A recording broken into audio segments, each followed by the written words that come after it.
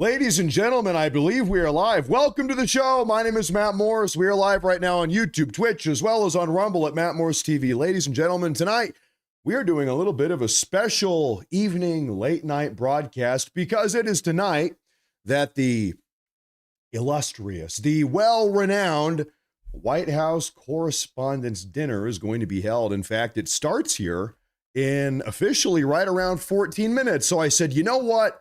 Why don't we do a special evening broadcast? We actually have a live feed from inside of the Hilton Hotel in Washington, D.C., where this event is being held. You've got all of the members of the cabinet, members of the administration, members of the press, of the media, comedians, famous people are going to be here. Normally, this event, the White House Correspondents' Dinner, normally, this thing lasts anywhere from 2 to 3 hours long once it gets started, which is around 15 or 20 minutes from now. So, folks, everybody, get a snack, get a bottle of beer. I don't know, whatever is your personal pleasure, whatever's your personal fancy, relax. We're going to be here watching this entire thing tonight. I suppose this will be a maybe 3.5 hour long broadcast. Now, this is why we're doing this. President Trump has not attended one of these since 2015. So what is that, 11 years? Trump has not attended one of these. Trump has never attended one of these as president of the United States of America. During his first term, during his first administration, he was boycotting these. He never showed up to any of them. And the reason why is, well, I'll tell you here in a minute. And then Joe Biden was in the White House. And so Joe Biden, I believe 2020 and 2021 were canceled for COVID-related reasons. Then Joe Biden attended 3 of these things. He was like in a coma. Where am I? Anyway, so that was Joe Biden. And then Trump was so busy a year ago. It was his first term back in the White House. He didn't show up. So this is the first year Trump is coming back. In 11 years, it's the first time Trump has been to one of these things. First time ever when he's the president. And not only is he attending as a guest, but he's going to be speaking. He's going to get up there and give a speech. I don't know, 20, 30, 40 minutes. I don't know how long he's going to talk. There's going to be a lot of speakers. Like I said, famous people, members of the media, comedians, other members of Trump's administration, I would assume. I don't know what, maybe Rubio, maybe Hegseth, maybe Carolyn Levitt. Who knows? Who the hell knows? So we're going to be here for all of it. Now, you might remember, everyone rewind your brain back to 2011. It was 2011. At this point, Trump was not president. This was during Barack Hussein Obama's first term in the White House. President Trump, well, at this point, Donald Trump attended as a guest. He was in the audience.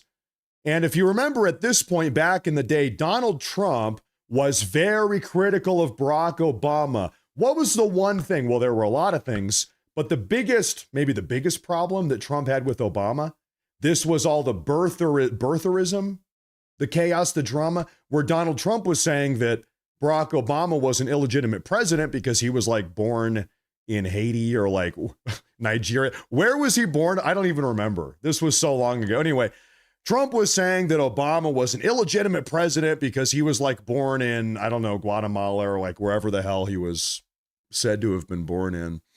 Kenya. I don't even remember, to be honest with you. But anyway, so this really got underneath Barack Obama's skin. This made Obama mad, pissed him off. And so it was in 2011, what is this, 15 years ago now, that Obama got up on stage, Kenya.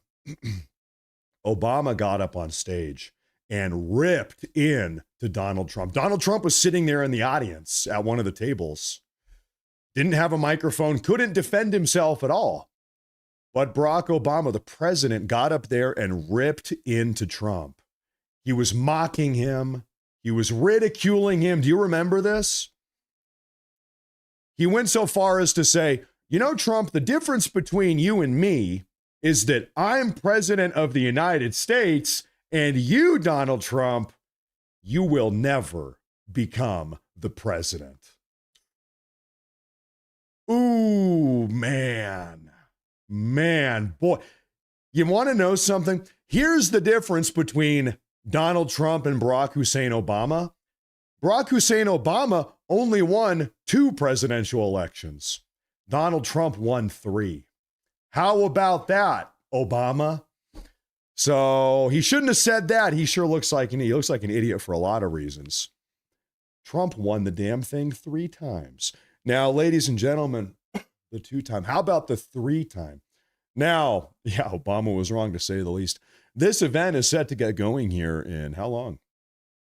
8 minutes, folks. Today, this broadcast, we're going to be here probably for 3 hours, covering this entire thing, breaking it down, watching all of this, I don't know, chaos unfold. This is going to be very relaxed. Everybody relax, take a break, chill out. It's going to be a nice low-key broadcast. I believe we have some audio inside of the Hilton Hotel where this is taking place. We have a couple different angles here. What do we see here?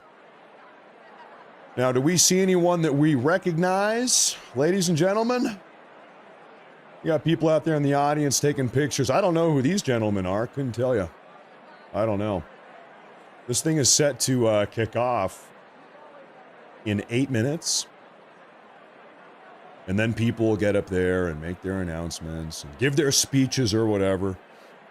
Who knows? Hey, everybody, thank you very much for tuning in. I know normally we don't broadcast at this time. Oh, there! I like this view. Look at that. You can see this place is jam-packed.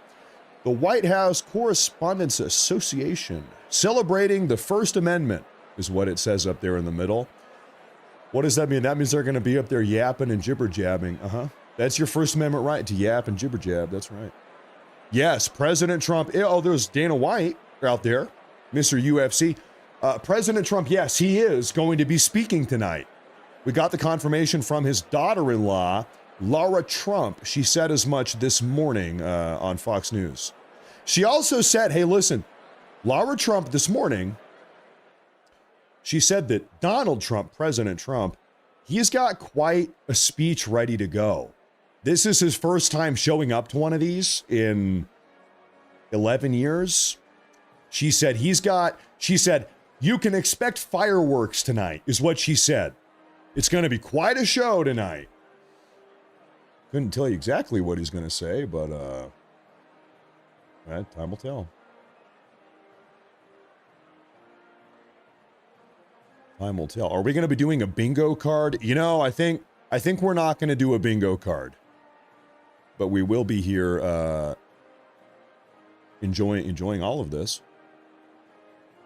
We have a super chat here from Kelly Capan. Says, you deserve your vacation, but I'm worried about myself. I think I may develop Morse force withdrawal. MFW can be serious. A lot of casualties, a lot of people. Big problem. Big problem. We got to be careful. Maybe there's some medication you can take. I'm not sure. Hey, thank you very much. It'll be a quick 4 days, then I'll be back. Thank you very much, Kelly. I appreciate that. I'll be back before you even realize. Macon Shaving says, how much you want to bet Iran launches strikes during this thing? I'll tell you, that would be about the dumbest thing they could do. Don't you think? Who knows? They might. I don't know. Who knows? If they do, we'll be here covering it. There's Kash Patel. There is today a fake news story going around. Seems like a fake news story coming out of Politico. Have you seen that? Saying that Kash Patel is going to be fired here any day now. Courtesy of Politico. That story went viral probably 6 hours ago. And then I looked at the article and it said, according to several anonymous insiders have confirmed to us at Politico that Kash Patel is going to be fired very soon. Yeah, I don't know about that. Is that, no, I don't know who that is. Never mind, false alarm. Well, there's FBI Director Kash Patel. Hey, I don't know, could be real news. I don't know, we'll see. Something's happening here, folks.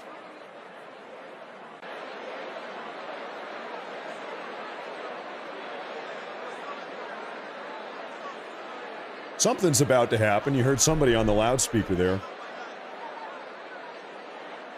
So all the different tables are designated to a different media outlet. So on the bottom left, this is Daily Mail. You see that? Please take your seats. Pre-show will begin in 5 minutes. Please. 5-minute warning. 5-minute warning, ladies and gentlemen. Go to the bathroom, get a snack, get your hot dog, get your popcorn, get your Twizzlers, whatever. 5 minutes. And then find your seats. That's right. Dog Mama New York says, next year, Morse Force is going to be at the White House Correspondents' Center. Can I tell you something, Dog Mama? I personally, I really like being on the outside. I don't have any personal connections to anybody in DC. I don't know anybody. I don't have anybody's phone number. I've got no inside sources. I feel like being on the outside, it's kind of a powerful position. Beholden to no one other than you, of course. Other than my beautiful super chatters, I'm beholden to you guys. People say, hey, who's funding you? Is it China? Is it Qatar? Is it Israel? Where's the money coming from? I say, it's actually Dog Mama New York. Her and her dog, it's all the super chats from Dog Mama New York. That's my financier. Is it the CCP? No, it's actually Dog Mama. Have your attention. Please take your seats. The pre-show program will begin in 3 minutes. 3 minutes. 3-minute warning. Good Lord. Good Lord. It's going to be one hell of a night, ladies and gentlemen.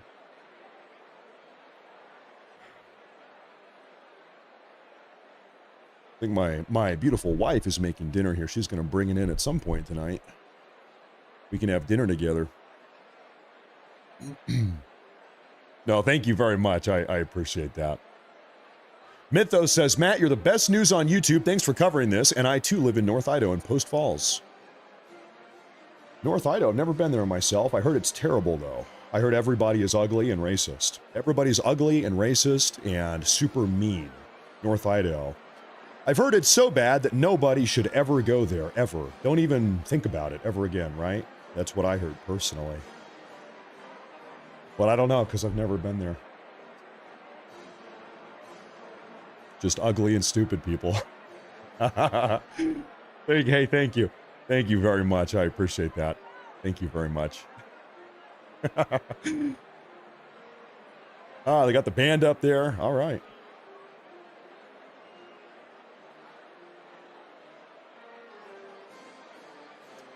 Camera guy, are you having a seizure? What's going on here? Brooke Ruff, $20 super chat. Thank you, ma'am. Thank you. She says, you are awesome. Wouldn't watch this anywhere else.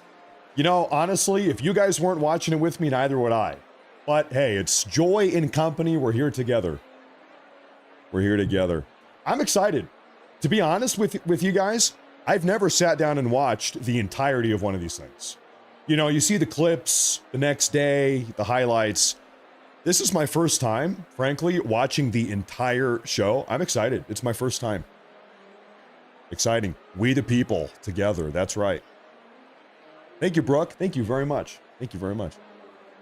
Thank you very much. We have a rumble rant from Shaman. He says, they are not journalists. They are narrative maintenance technicians. You know, that's probably the best way to put it. Yeah, you're probably right about that. You're probably right about that. Thank you. Thank you, Shaman. Big Chief says, Matt, while you're on vacation, you're going to let your son hang out at the pool to check out the ladies. You know, I don't even know if I told him no, I don't even know if he would listen. He's at that age. Hey, they grow up so fast. Hey, thank you very much. He's 2.5. Can't say no anymore. Thank you very much. Well, I feel like it's been 3 minutes. They're probably kicking this thing off any minute now. I'm excited. Bulky with the Rumble Wallet. With the Rumble rant through the Rumble Wallet. Thank you for tuning in. Thank you. Thank you for being here. Thank you, Bulky.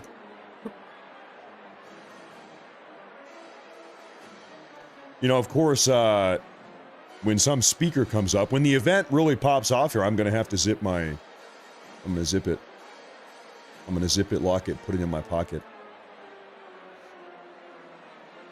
Tom Nero says, Matt, you're better off in Idaho. DC's full of liberals. Dude, I've never even been to Idaho. I don't even know where Idaho is. Idaho? Me? Hey, what did you call me? Huh? Idaho? I heard it's terrible. I heard everyone in Idaho is fat, stupid, ugly, lazy, and super rude. And that it's not even worth going. So I don't know why people keep mentioning Idaho. I don't even know where it is. Haven't even heard of it.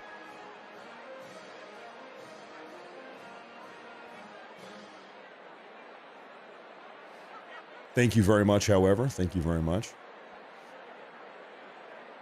Thank you very much. Cindy Williams says, baking a pan of brownies, Matt, we're going to miss you. We'll be back. Wish you would take a week with your lady and those babies.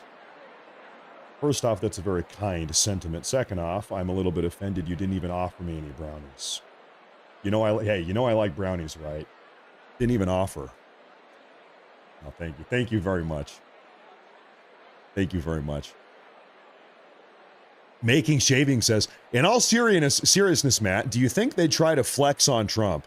Clearly it wouldn't go well for them and be a big mistake.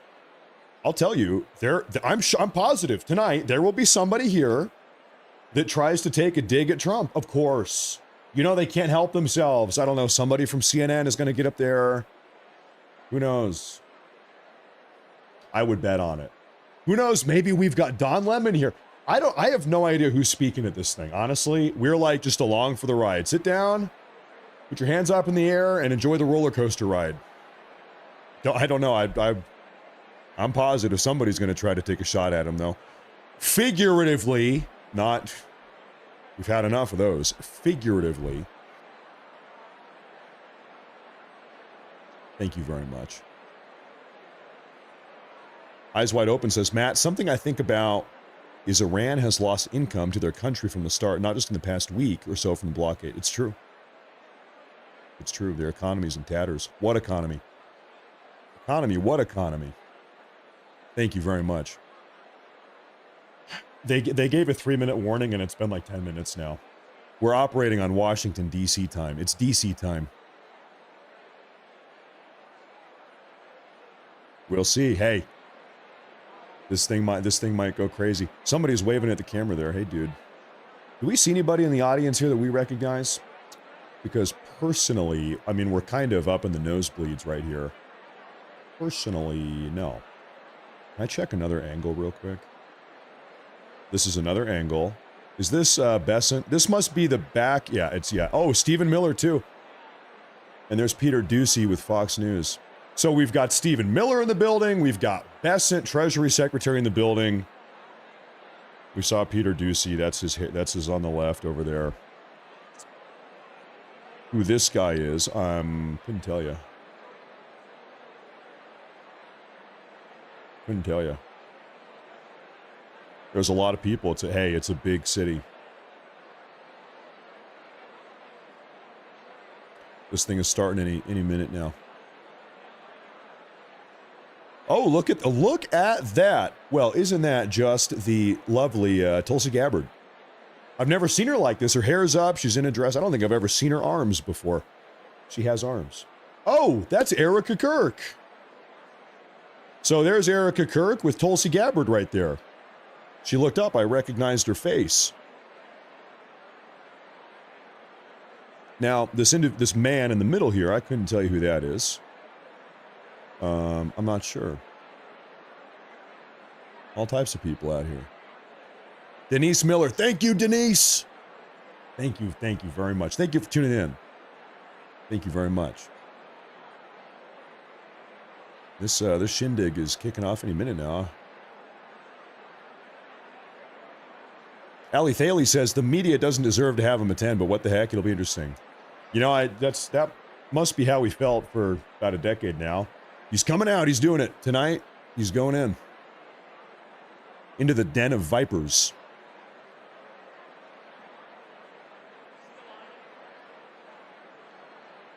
William Titan says Glenn Beck said he wouldn't move to Idaho because the governor was stated for, quote, look for more taxpayers to move into the state. Is this true? I'm not sure. I haven't heard that quote. Maybe, but I'm not sure. I think probably every state is looking for more taxpayers. To be honest with you. Thank you very much. There's Secretary of War Pete Hegseth, of course, with his wife. He doesn't exactly look happy to be here. He's like, we got to do it. Not a smile on his face. Who knows? You don't want to read too much into it. Oh. Stand by. I think this angle's better here. Stand by. Okay.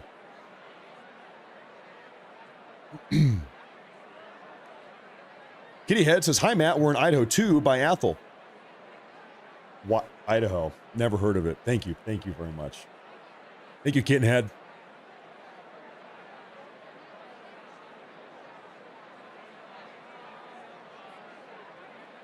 Big crowd. Sorry, I'm looking here just trying to identify. Do I recognize anybody up here? In this scene, no. Oh, we're looking at the back of Hegseth there. $50 super chat from Jeep Man. He says, what's up, brother? What's the most important thing in life other than God? Family never stop making memories. Life is not forever. It's very true. Would you actually even want to live forever? That kind of seems like a curse. Imagine if life was forever. Would you even want that? I don't know. Thank you very much. I think there's a reason why we don't live forever. Thank you very much, Jeep Man. It's so we can appreciate our day. Thank you very much. That's a massive amount of support. I think you're right about that, too. Thank you very much.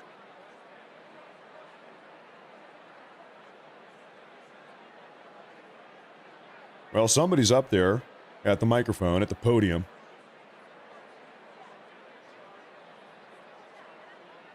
The other day, for no reason in particular, I looked up, how much does a presidential podium cost? I said, hey, maybe I want to buy a podium someday.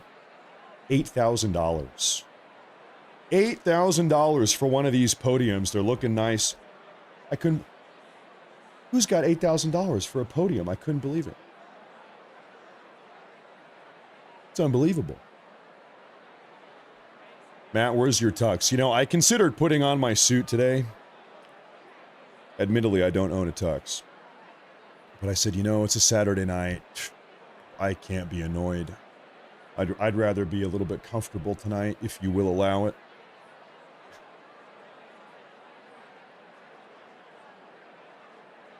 Oh, this is Katie Miller, Stephen Miller's wife, in the pink, and she's pregnant.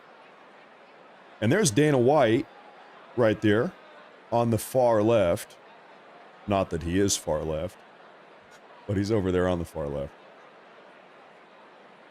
You can kind of tell who's in this dude right here, Secret Service. You can tell Secret Service. These Secret Service guys, you know, are everywhere. You can tell they're scoping out the venue.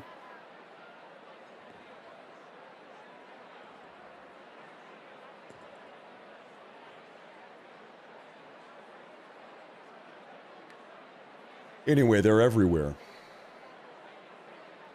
You got a lot of very important people in one building here tonight.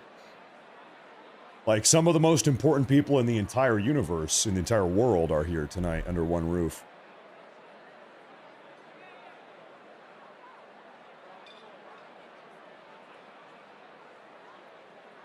Same place, same time. The shot callers. Yep, not me. I'm not there. Did I miss Letterman, huh? Who else do we see out here? I'll be totally honest with you. Outside of the realm of politics, I really don't know anybody famous. All the top singers, musicians, movie stars, I don't know, Hollywood celebrities. I don't know any big names. I totally just like do not follow anything that happens in that world. I know all the big political names, but who's coming out of Hollywood? Who's topping the charts? I have no damn. Who's the top comedian? No idea. So, if you guys see anybody, you got to let me know.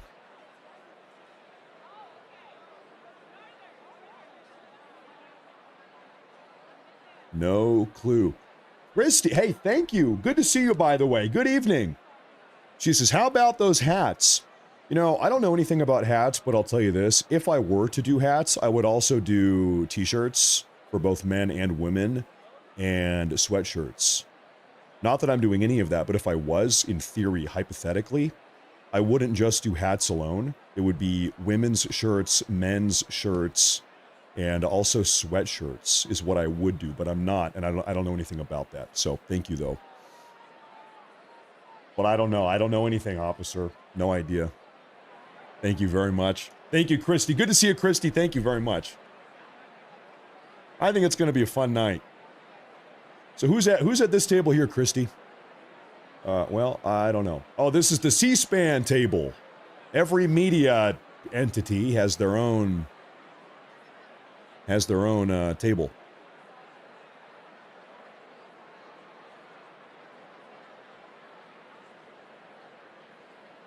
You see, hold up, who do you see?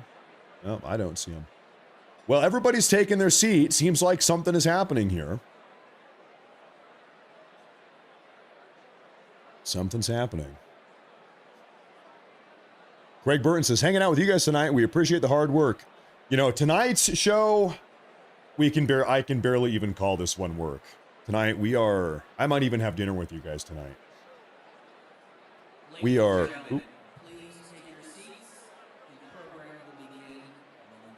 Momentarily.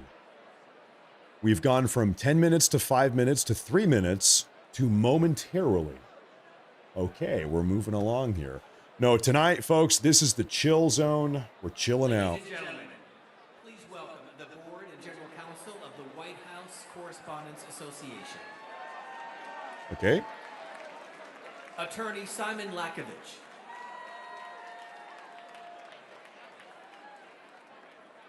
Yep, please, folks, take your seat here. Sarah Cook of CBS News. I need to crank up the audio. Okay. Andy Harnick from Getty Images. Yep.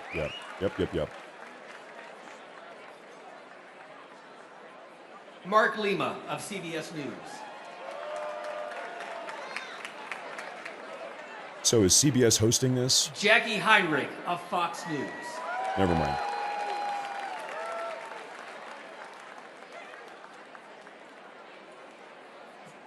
From Bloomberg, Justin Singh.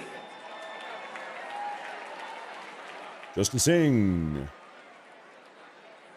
I was expecting an Indian guy to The be White honest. House Press Secretary, Caroline Leavitt. Carolyn Leavitt. There she is.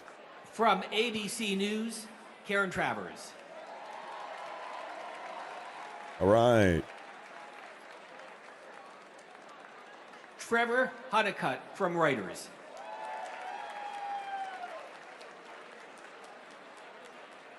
Courtney Subramanian from Bloomberg News. Okay. From Time Magazine, Brian Bennett. From the Morse Report.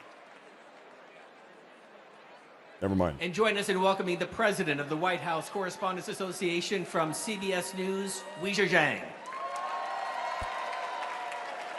Lisa Zhang.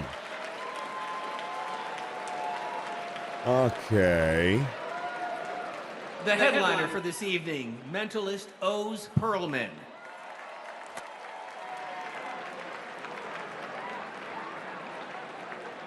We'll be headlining. And now please welcome the Vice President of the United States, J.D. Vance. No shot. So they've got Vance and Trump under the same roof. That's very abnormal. Normally they try to split him up in case something happens.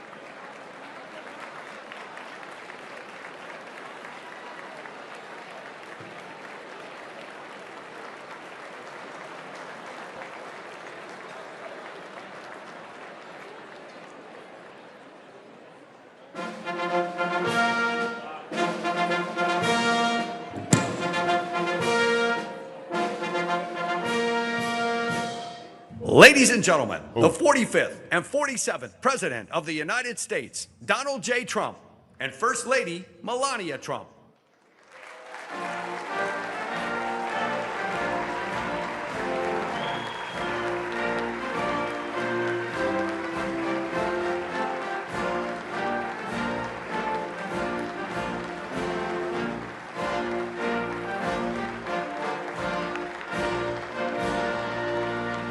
There he is. There she is.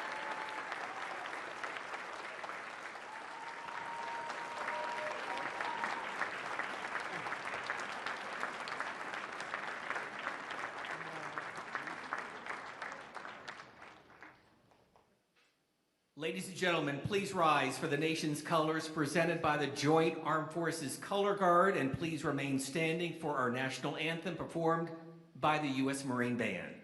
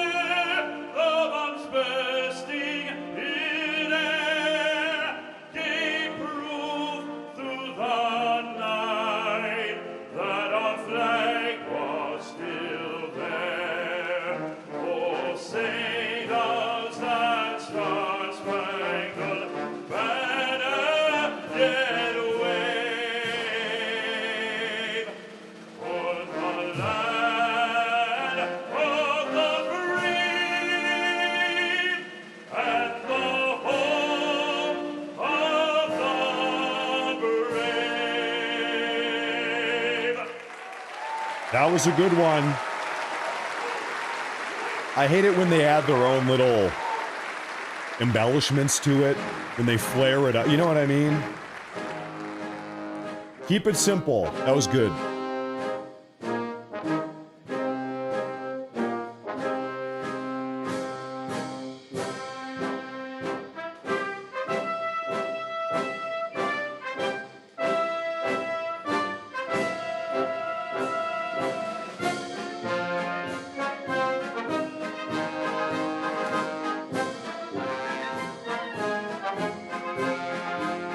Here they go. Very good.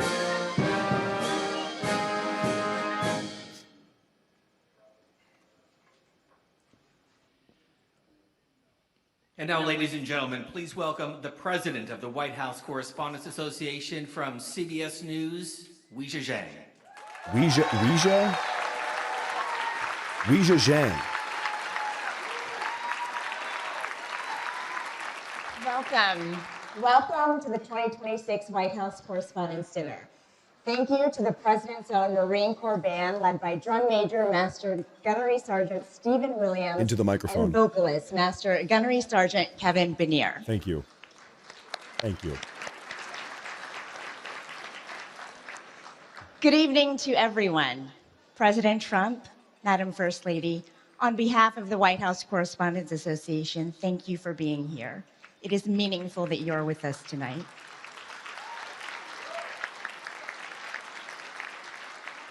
And White House Press Secretary Caroline Leavitt, thank you for everything you and your team does to work with us every day, whether you like it or not. I'm biased, but covering the White House is the best assignment in all of journalism. We have the privilege of covering the biggest story in the world every single day. The speed is exhilarating, demanding, and it offers a critical public service. Strong journalism benefits the entire country. Tonight, we will celebrate the exceptional work you have done and toast a group of promising students who want to follow your lead. Of course, at the heart of both of those things is the importance of the First Amendment. I want to take a moment to recognize some important people who helped me tackle this job and who helped make this night possible. First, to the members of the White House Correspondents Association, thank you. Thank you for this opportunity to lead. It is an honor and a privilege. Thank you to my advisor in this role, Kelly O'Donnell of NBC News. And to the other past WHCA presidents who have helped me navigate challenges. To my CBS News bosses, Tom Sobrowski, Barry Weiss, Mark Lima, thank you. Thank you for your leadership and support. To the relentless CBS News team, especially the White House unit, I am grateful to call you not just colleagues, but friends. And thanks to the mentors and other friends who have kept me balanced this year and always. And of course, to my family. In a world full of chaos, you are my calm, and I love you. We have a big night ahead, and we're gonna get started now. So enjoy your dinner, and we'll be back. Thank you. Thank you. I really hope Trump just torches all of these fake news phonies. I hope he gets up there and just goes scorched earth, nuclear bomb, whatever. Let him have it. Tonight's the night to do it, right? To there. Torch him.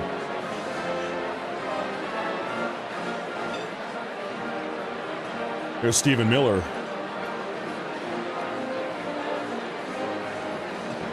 Who else can we see here?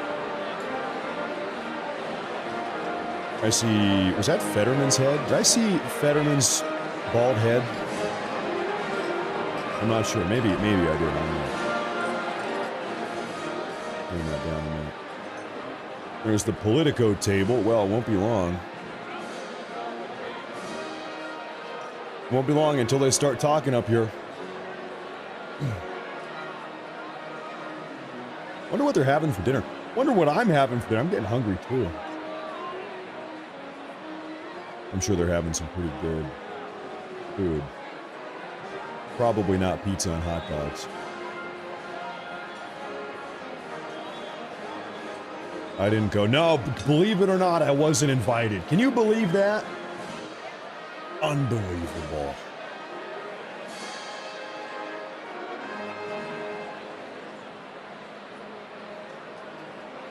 Then we have a super chat here from Barb Stairback says, still brings tears to my eyes even after getting out in 1985. God bless this country. God bless the United States of America. And you as well. Thank you very much. Thank you. Thank you very much. Thank you very much.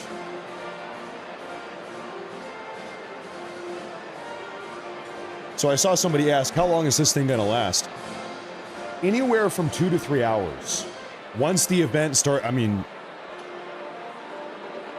I was going to say once it starts, getting going here, but we kind of haven't even started. In the past, these things have gone from 2 to 3 hours, depending on how long people talk, how long the speeches are. Oh, wow. Thank you. Thank you, sweetheart. Thank you. Dinner has arrived. Yes.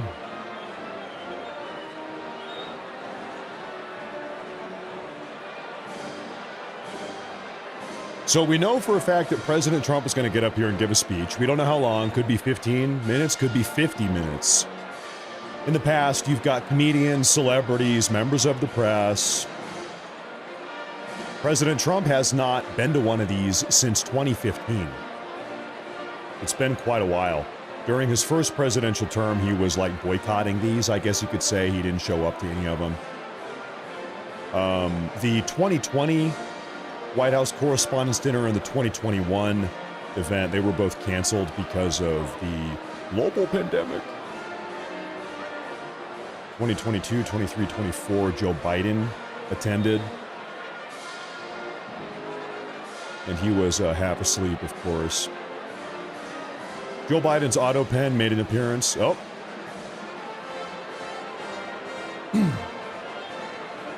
Joe Biden's auto pen delivered a beautiful statement. Never forget it.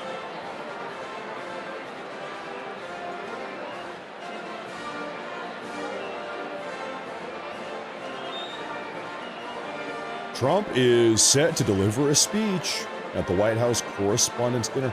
You know, it's actually curious, now that I think about it, this will be the first time Trump has ever delivered a speech at the White House Press Correspondents' Dinner. First time. He's never done it before. So big deal tonight. We're making history, I suppose. Somebody said, where's Nick Shirley? He's a real journalist. You know, that's a great idea. I didn't even think about that.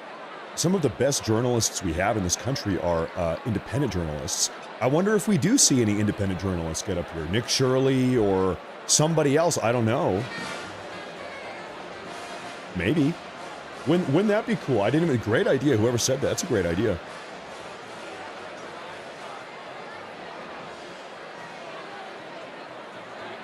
That's a great idea. All right, the band is clearing out. Clearing out. Is Nick Shirley in the crowd? Is that right? Okay, well, we have a moment here. Bear with me. I'm going to do a quick scan. Okay, Rubio's in the building. There's Trump and Vance. Kash Patel.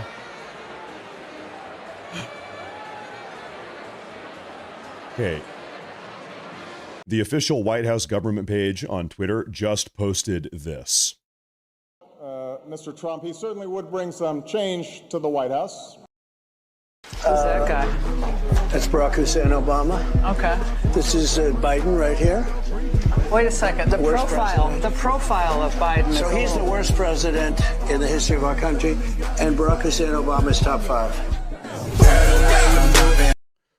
Okay, and then they play rap music. I'm not going to play the rap music because I'll get my stream struck down. Girl, the way you movin' got me in a trance. DJ, turn it up. This the way I dance. I forget how the song goes. Anybody Waka Flocka Flame, I think is his name. I don't know. Anybody Waka Flocka in the audience tonight? No? Anyway, no, Trump, he does it differently. He did it differently. It's true. Girl,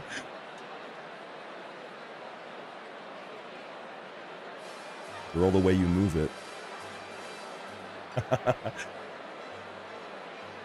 Yes, Trump is set to deliver some type of speech up here tonight. Now, what is he going to say? I don't know. Is he going to torch the audience? Is he going to torch the media? I would bet, personally. Is anybody in the media going to try to torch him, take shots at him, figuratively? Probably, honestly. I wouldn't be surprised.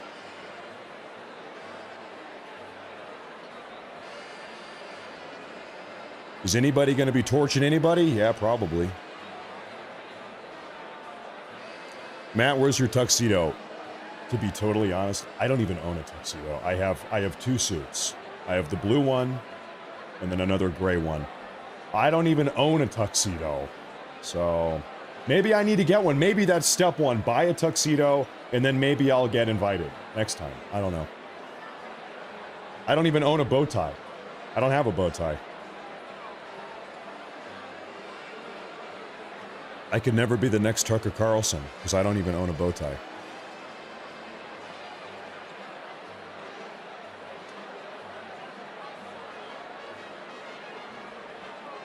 Okay, so anyway, while we have a moment here, I was taking a look to see what's going on. This is Carolyn Levitt is here.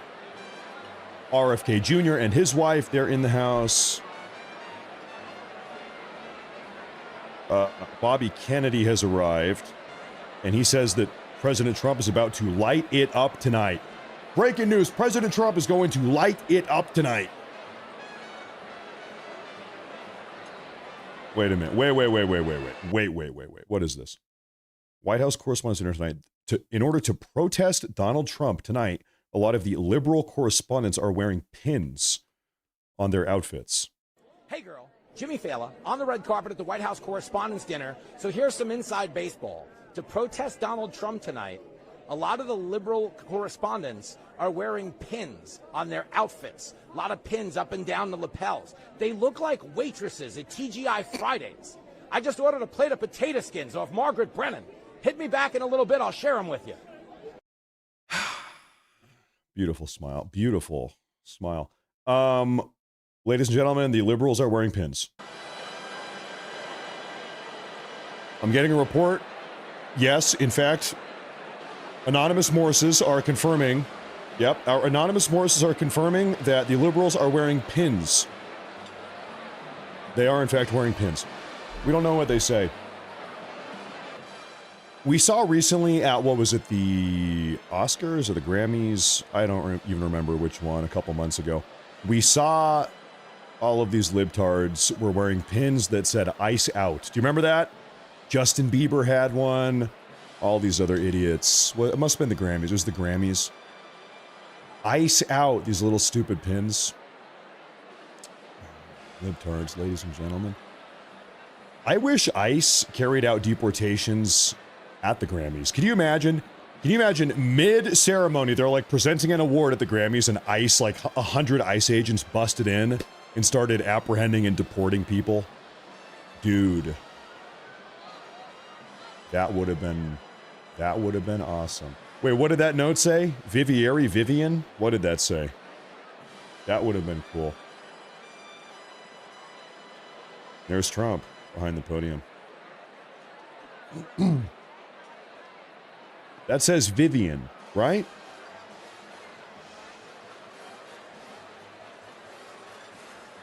I'm not a lip reader. Oh, you know what they're probably saying? Make sure to like and subscribe if you enjoy the broadcast. I think that's what Carolyn Levitt just said. She said, if you're enjoying the show, make sure to like and subscribe to the Matt Morris broadcast on Twitch and Rumble and YouTube. I'm almost positive that's what she said right there.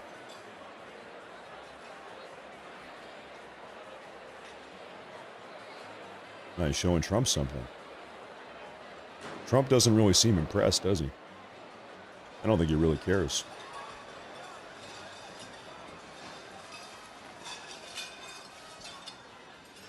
What the hell? Wait, this is Secret Service doing something.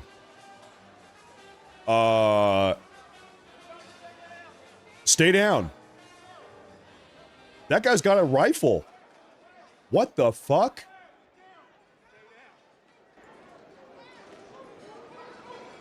Look at these guys.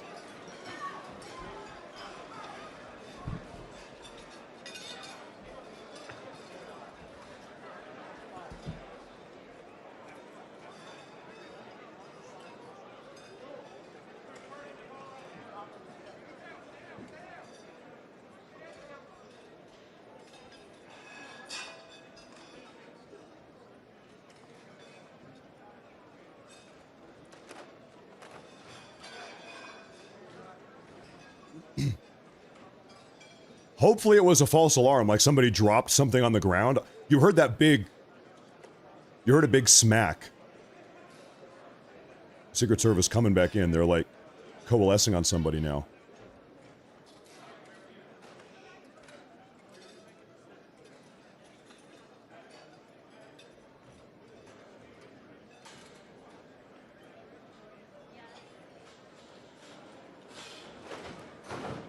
Is that... They've got somebody... Is that RFK? This is not over. They're still on edge. That's RFK Jr., I believe. And his wife. And they're body blocking him.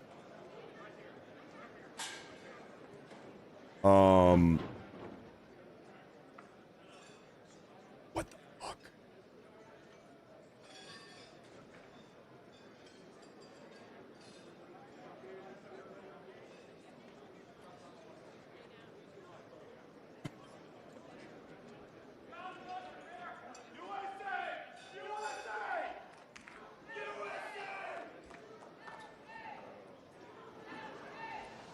Somebody's chanting USA.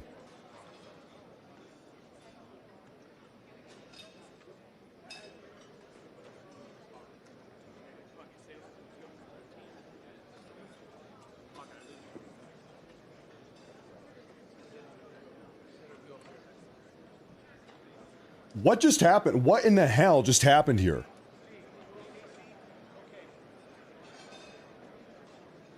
I'm doing a social media scan to try to get some more info here.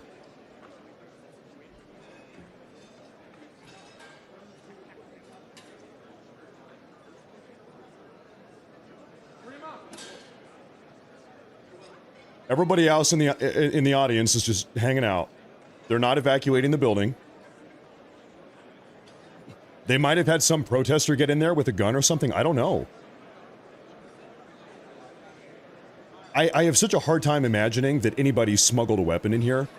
This is like a Category 1 secure event. You've got J.D. Vance and Trump, Vice President, President in the same building at the same time. This is maximum hypersecurity. Category 1. Whatever you want to call it. I seriously doubt anybody got a weapon in here.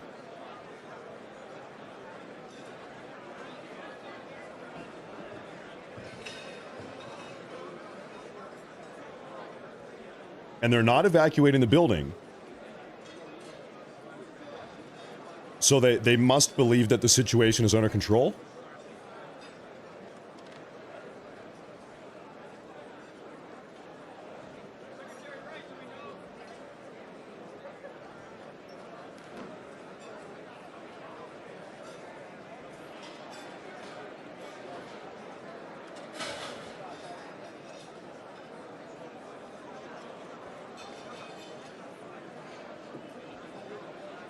I don't know where we go from here. Let's say they do get the situation under control. Do they just, like, cancel the event now? Or are they going to try to recover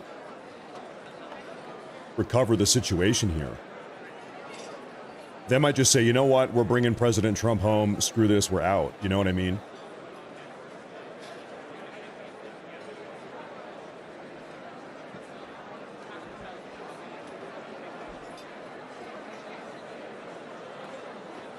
I'm not sure.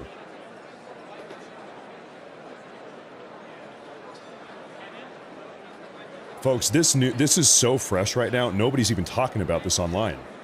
You are tuning in live.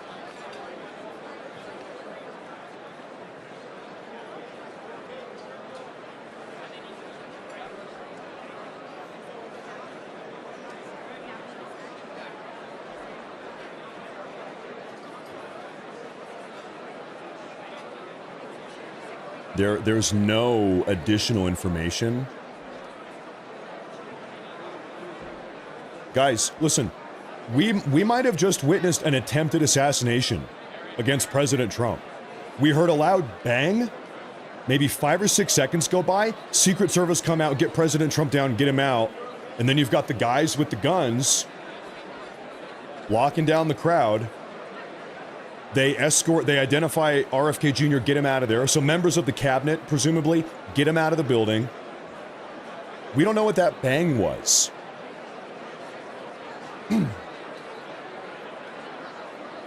To me, it did not sound like a gunshot.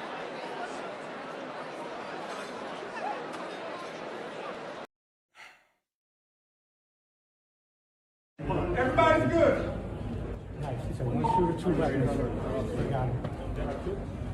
It is now a crime scene.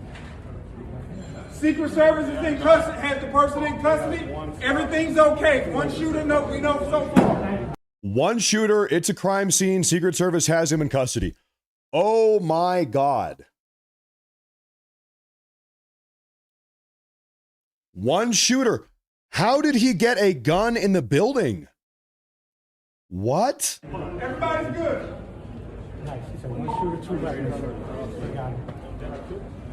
It is now a crime scene. Secret Service is in custody, has the person in custody. Everything's okay. One shooter, no, we know so far. We just watched that live.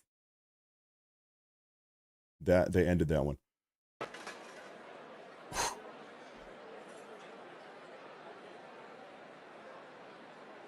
Okay, on X, do me a favor, Matt Morse TV on X. If you guys have any breaking news clips, if you see something, tag me in it.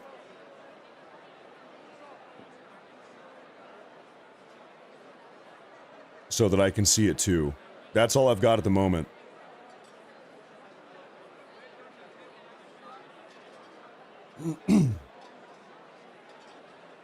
Wow.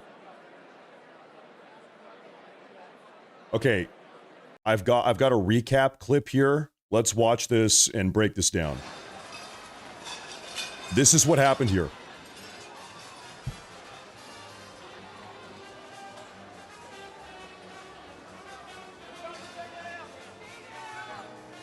Shots, stay down.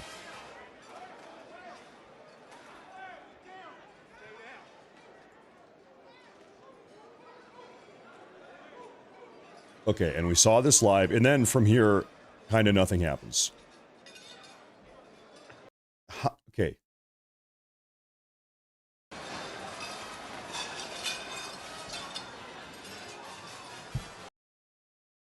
The Asian woman notices before Trump. Melania notices, they all notice. Secret Service swarms.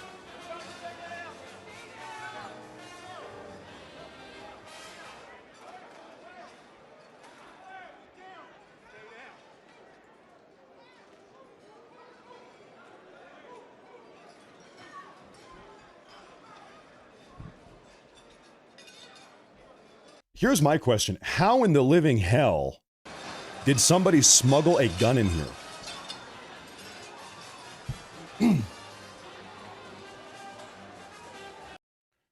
Okay. I'm going to bring back up the live feed. This is live inside the room right now. Are they going to cancel the event? Are they going to bring President Trump back out? I don't know. We're minute by minute now.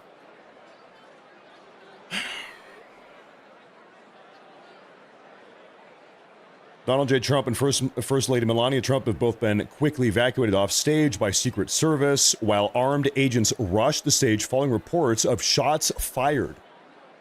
Well, we know that. We had a local police officer say shots fired. It's a crime scene. The shooter is in custody. The shooter is in custody.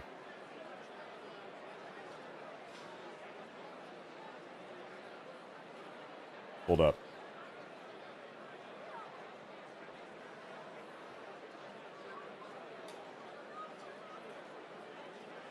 I just want to get this up here on screen.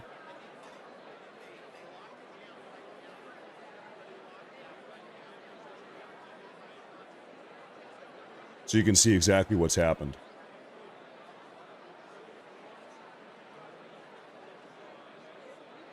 Folks, permission to say holy shit, right? What in the hell is going on right now?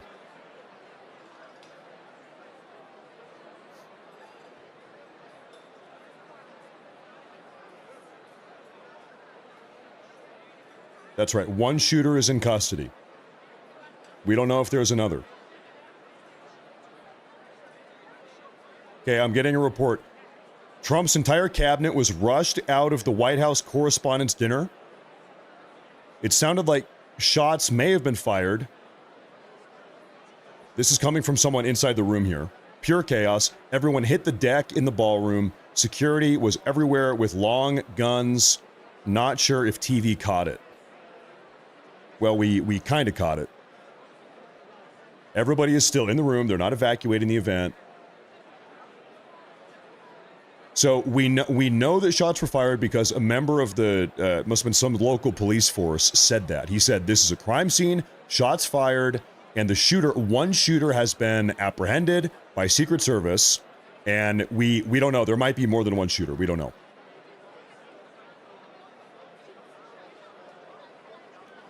But that one has been apprehended, identified. So yes.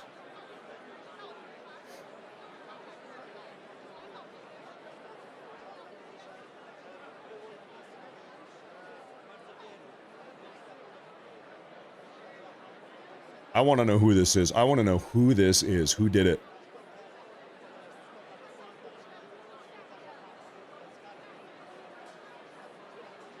I'm telling you, there is nothing on social media about this.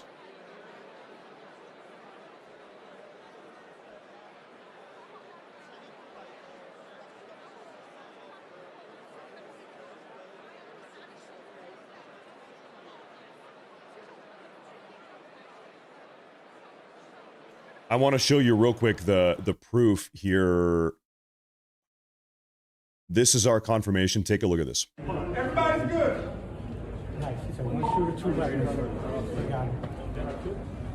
It is now a crime scene. Secret Service is in custody, has the person in custody. Everything's okay. One shooter we know so far. One shooter known so far. Everything is okay. So it seems like nobody was wounded. One shooter in custody. Situation's under control. The Secret Service got him. I'll play this one more time. Everybody's good.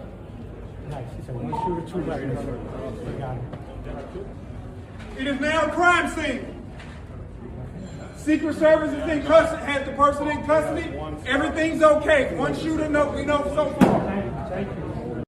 Everybody's good. Okay. And I want to show you, this is as it happened.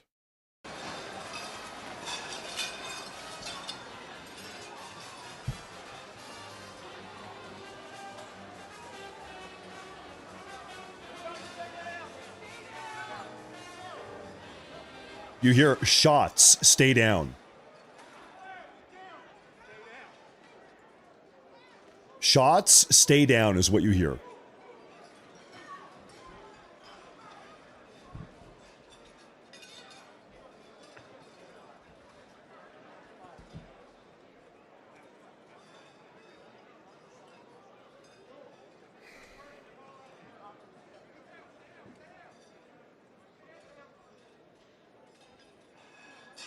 And then they've just got the room under control. Okay, back to our live feed.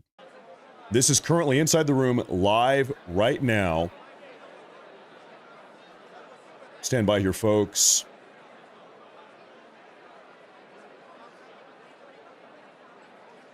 I'm hearing that the suspect is dead. Okay, breaking news here, folks. I'm looking for a 100% confirmation, but initial reports that the shooter was in the lobby. He was in the lobby, and now he is dead. They killed him. That's what I'm reading right now. I'm seeing another report that the shooter is in custody, but you know that we saw that video where the police officer said as much. Maybe he's dead in custody.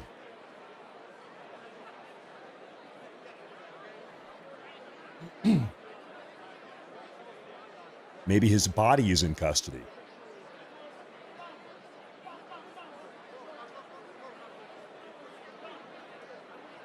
Okay, bear with me here, folks.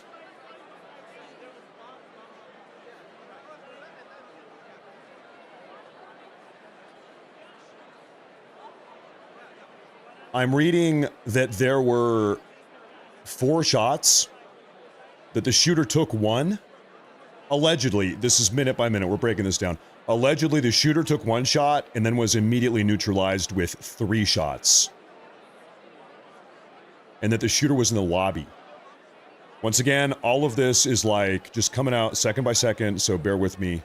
The story is evolving and changing.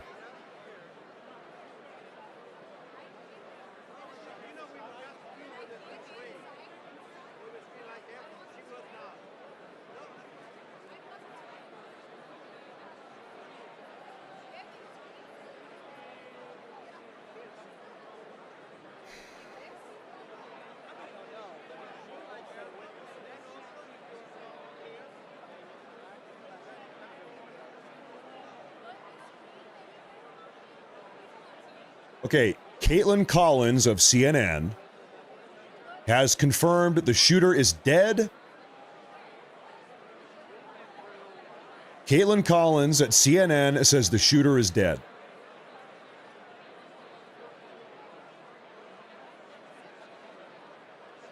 And that's now getting reported by Scott Jennings with Fox News. Now, they're bringing people back out here on the stage. Folks. Hold up. Are they going to continue the event or cancel the event? We don't know. Don't know.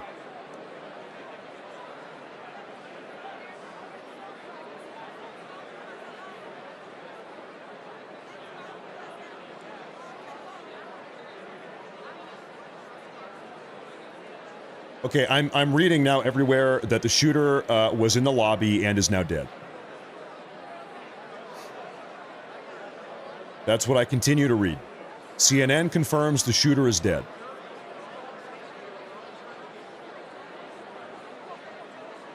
I suppose if this happened in the lobby, that makes more sense because maybe that was outside of the security check, right?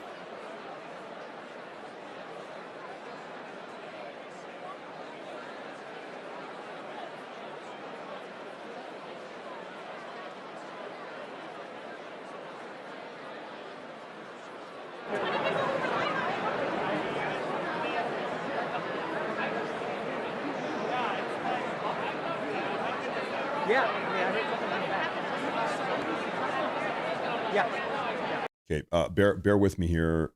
This is CNN report. Obviously, I mean, this is a total state of chaos right now in the ballroom, and we're seated maybe 50 feet from the stage where the president was up there, the First Lady Melania Trump. We have to stay here for now. Security is telling us that everything's okay. There was a shooter? 1 second, guys. I'm literally. What happened? We're trying to identify it now. Where was the shooter? Somewhere out there. In the lobby? In the lobby? All right, control. All right, guys. I just want you to know this is not verified. We're just listening to what's happening right now. But we have security around us, and it's Secret Service because there's a lot of members of the administration here. The Secretary of Education is seated right next to me, and her security just said, that's her right there, confirmed yeah, that there was a shooter in the lobby. It's not clear where. Obviously, it's a very big hotel. In the lobby of the Hilton, they said he is confirmed dead. Dead. In the lobby, confirmed dead. This is coming through CNN. Where's our damn live? Okay, they are now having people exit the building, folks.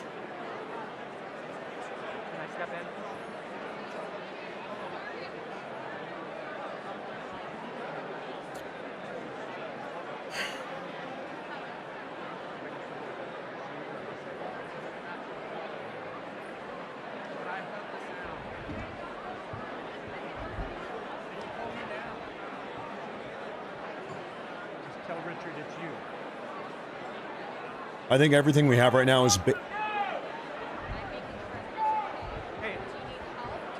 McCarthy. Tell him you're on Mo's camera. I'm on Mo's camera. Everything we have now is based off that information from Caitlin Collins. Lobby dead. Shooter, lobby dead. I got it. I'm on Mo's camera. Ladies and gentlemen, we will be with you shortly. Please stand by. We'll have an announcement in just a minute, but we will be resuming shortly. Resuming shortly. Wow.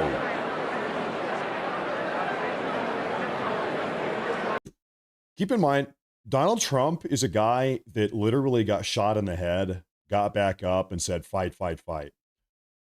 I would not be surprised if he gives his speech tonight. Maybe they resume the event as if nothing ever happened. I don't know. Maybe Secret Service won't allow him. Maybe Secret Service has some protocol. They won't even let him do it. I don't know. Who knows? But allegedly, I don't know, with or without Trump, I don't know. They're going to resume the event here, I guess. Don't hang up on him. No, he said they're going to call you back. I know. We are waiting on a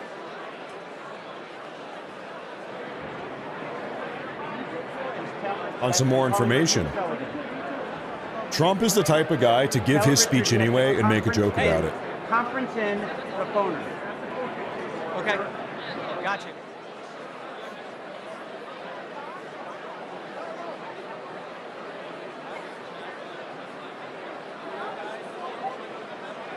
Okay, I have a video that we have not seen yet. I want to play this. What is this? Stay back, stay back, stay back. This guy's Secret Service.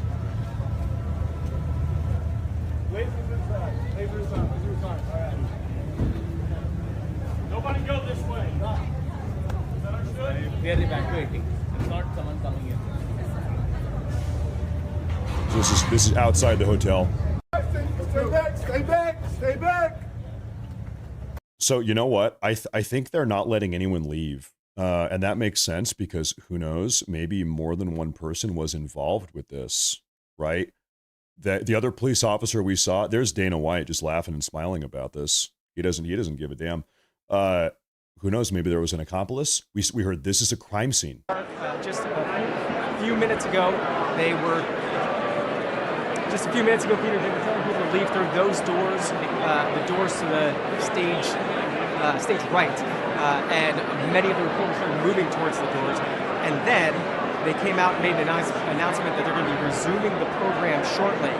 So it's unclear if the White House Correspondents' Dinner is going to continue. Obviously, all the dignitaries, the president is not here, J.D. Vance is not here, cabinet secretary is not here. Many of those folks with security personnel have been rushed out of the building. Wei Zhang speaking now. We have an announcement. I know everyone's going to want as many details as possible, and right now we don't have that, but I can tell you that our program is going to resume momentarily. Wow.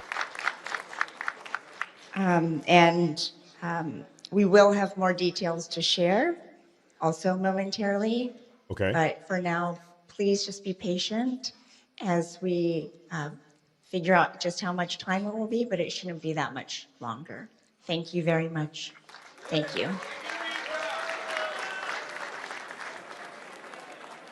Wow. Shared with us is The show program must go is on, gonna as be they say. resuming momentarily, they'll have more details to share about what happened. She acknowledged that reporters in the room have a lot of questions. I want to know who did it. Of discussion about Who what's done it? going on, and a lot of details that are just being passed by word of mouth. Perhaps, Peter, you have more information at this point than I do. Now, we don't know if Trump is going to come back and participate. We don't know. We don't know. We're getting more details soon, okay?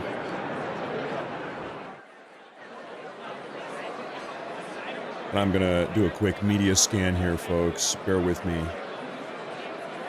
This is insane. We saw this live. This is insane. Luckily, nobody got hurt other than the shooter who is dead. Okay, people allegedly. People are coming out on the stage here.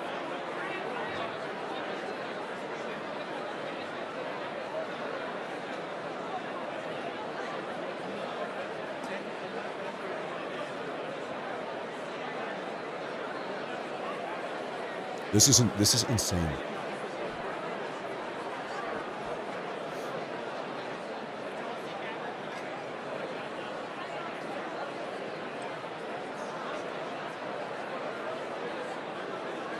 I would imagine this podium is probably bulletproof, don't you think?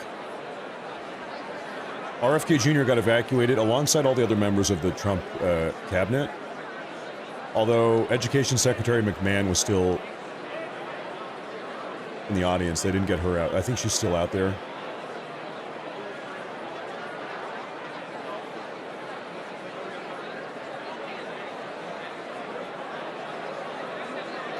Well, they're getting the podium and the teleprompters ready to go.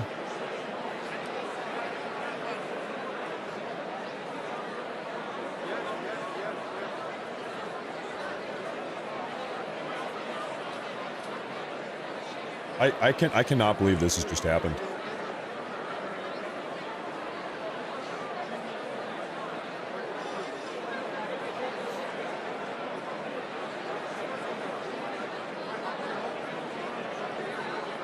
I'm seeing if there's any other updates or information out here anywhere that we have not seen yet.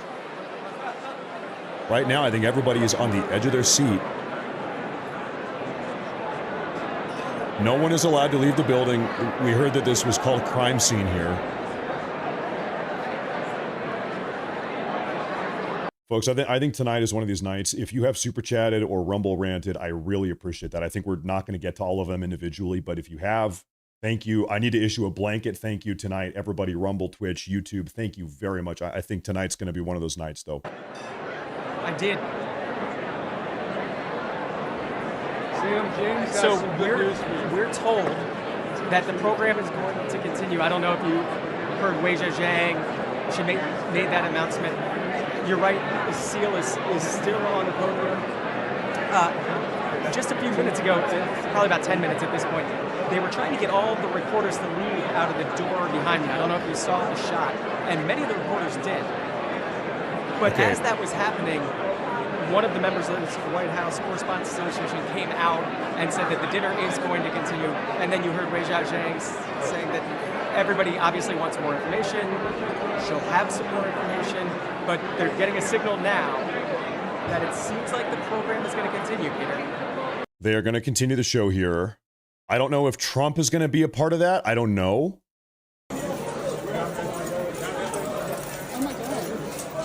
Holy shit, wow.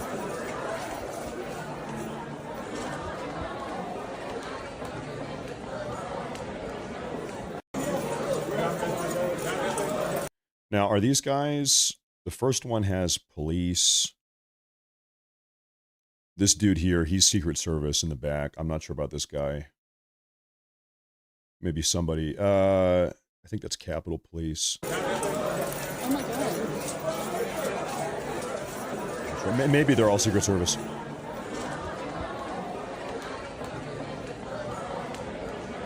Anyway, so this is just like moments after that shooting took place. Seem to have some more leg issue. I don't know if that happened with the Secret Service member leaping over them or leaving. Okay, if anybody's tuning in, you're like, what the hell's going on here? So this is the White House Correspondents' dinner, and it was about to get underway, and there was a shooter in the lobby that allegedly took one shot at somebody. We don't know where. I don't think they were actually in the ballroom. They're in the lobby.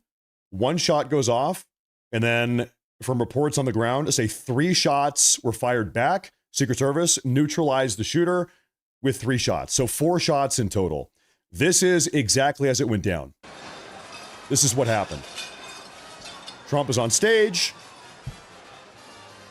Secret Service hears gunshots in the lobby.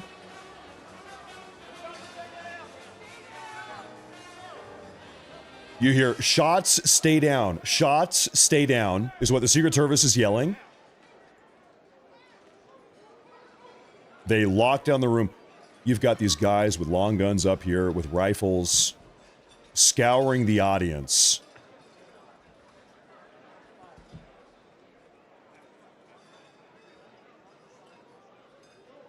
These guys are so fucking badass. Sorry, I'm swearing tonight. I'm sorry. Just perched up there, life on the line. Doing a damn fine job.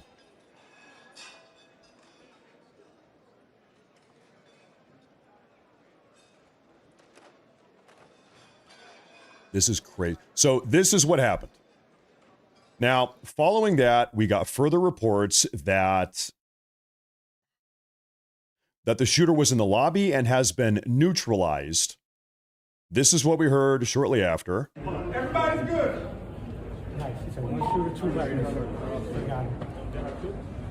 It is now a crime scene. Secret Service is in custody, has the person in custody. Everything's okay. One shooter, we know so far. So immediately after the shooting, this is a police officer. He comes out and says, one shooter, this is a crime scene, shooter is in custody. Then shortly after, we heard that the shooter is dead. We saw Secret Service running in the building. Stay back, stay back, stay back.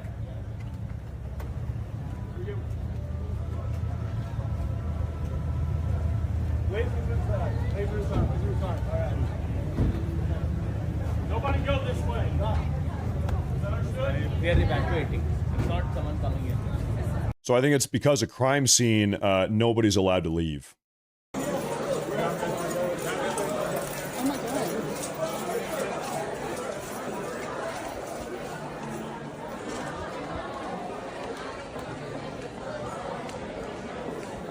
Now, if I had to guess, if I had to give you my guess here, I would guess the shooter was outside of the safety check perimeter. That would be my guess. Everybody, like, important was inside the ballroom, the president. The shooter was in the lobby of the hotel. I guess it's a very big hotel. The lobby could have been a little ways away. I don't know if it was right outside the door or a couple doors or a couple hallways. I don't know. Shooter was in the lobby, allegedly. And that's where the shooting took place. So the shooter might have been outside of the safety perimeter or the security check, right? So we've turned our camera down around 180 degrees. Before you were looking at me towards the emptier side of the room. You can see behind me that most of the room, most of the reporters... They are resuming the show, though. Waiting around because of that announcement. The reporters and the folks sitting on the table closest to the door, everybody out. Everybody out. Yeah.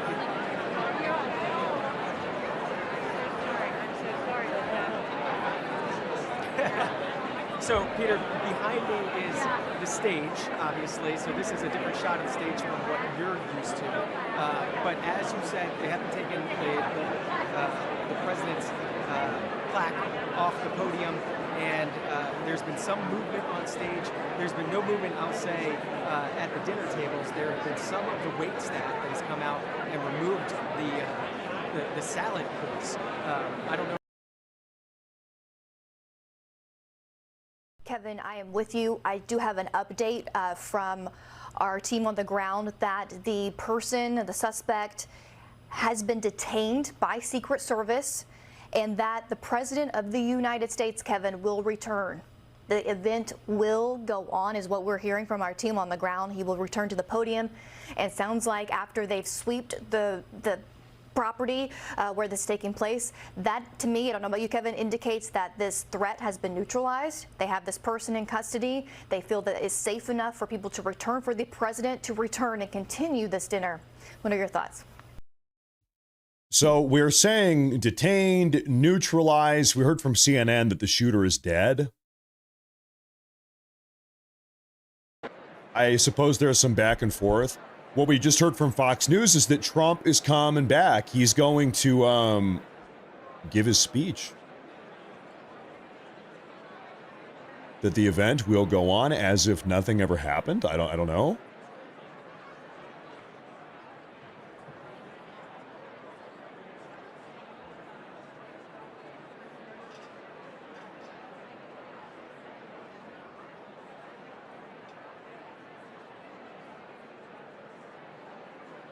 Crazy. Insane.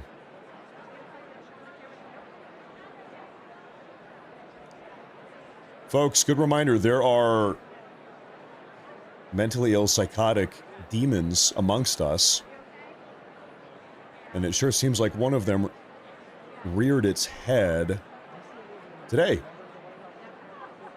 Just moments ago.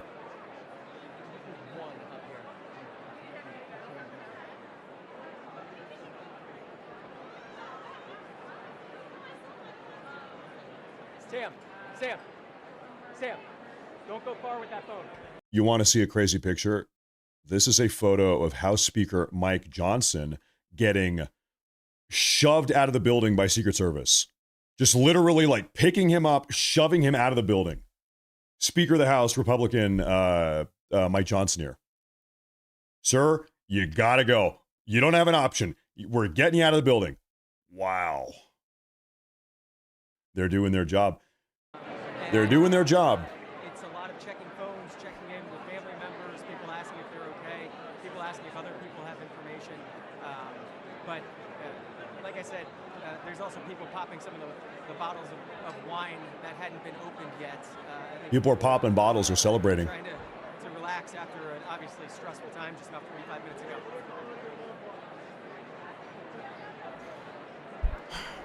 I thought we were going to have a chill evening. Yes, Peter. I am just happy that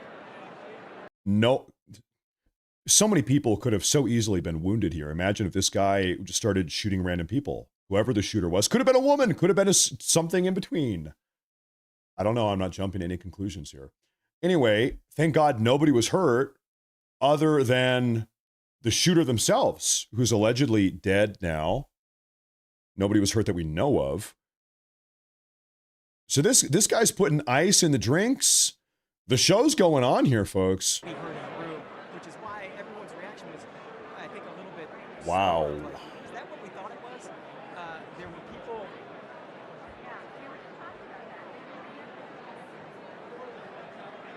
It does seem like for the people inside of the ballroom here, there was some confusion as to whether or not it was like, is that a gunshot? Were those gunshots? That it was muffled. So the person was most certainly in the lobby, out of the room, maybe down the hall. I don't know. I don't know how close the lobby is to the ballroom, right?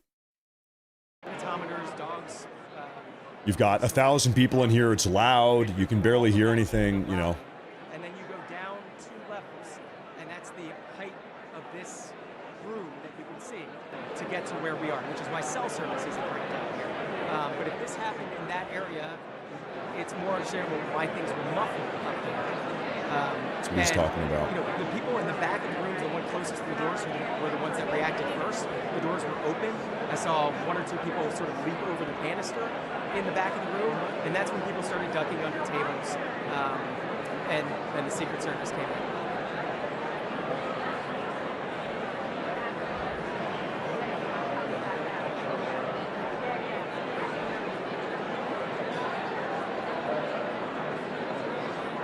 Okay, I have another angle here. As the shooting went down, we put this up on the...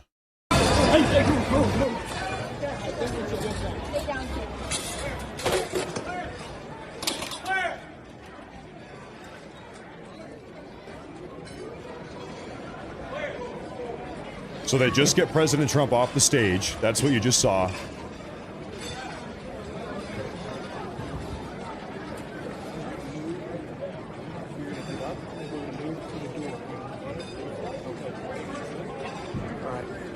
Katie, do you have all your stuff?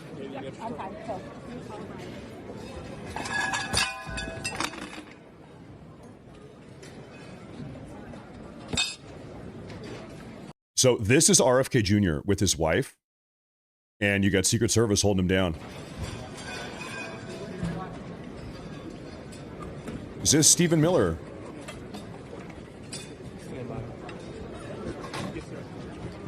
Dude, holy shit.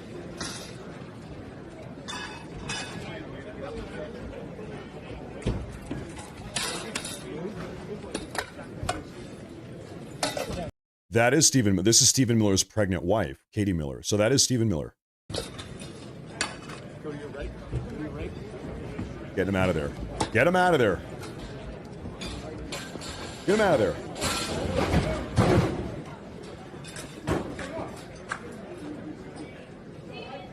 And that was RFK and his wife getting escorted out.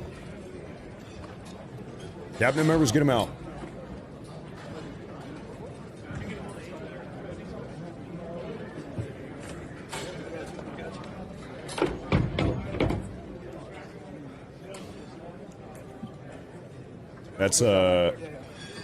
That's Dana White right there. Oh no, I'm sorry. This is that's not Dana White. Sorry, different bald guy. This is Hegseth.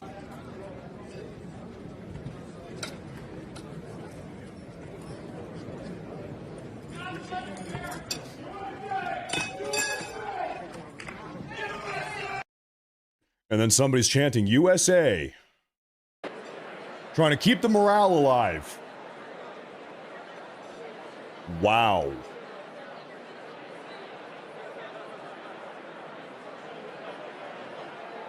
Wow.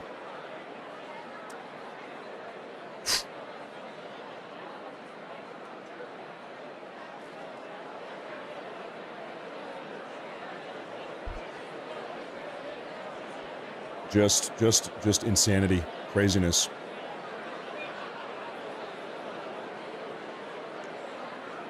At this point, how many attempts have been made against President Trump? I'm sure that attempts like this have been made against Trump that we don't even know about. It's like classified, secret stuff. No. So the answer is numerous. More than we know. More than we know.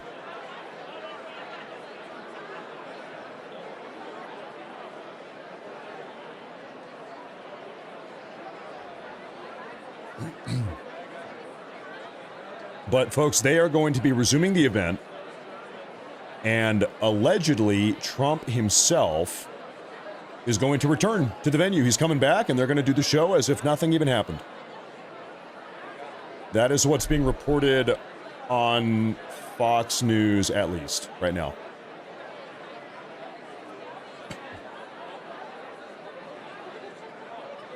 So now you really want to hear Trump's speech. Now, as if we didn't want to hear it already, now we really want to know what Trump has to say about this.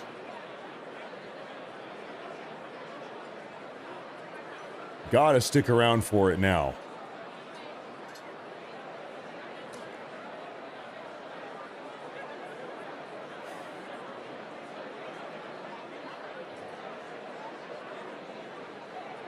Did somebody see John Fetterman? Is Fetterman out there? This is Sean Duffy, Transportation Secretary, right there. I believe, I think at least.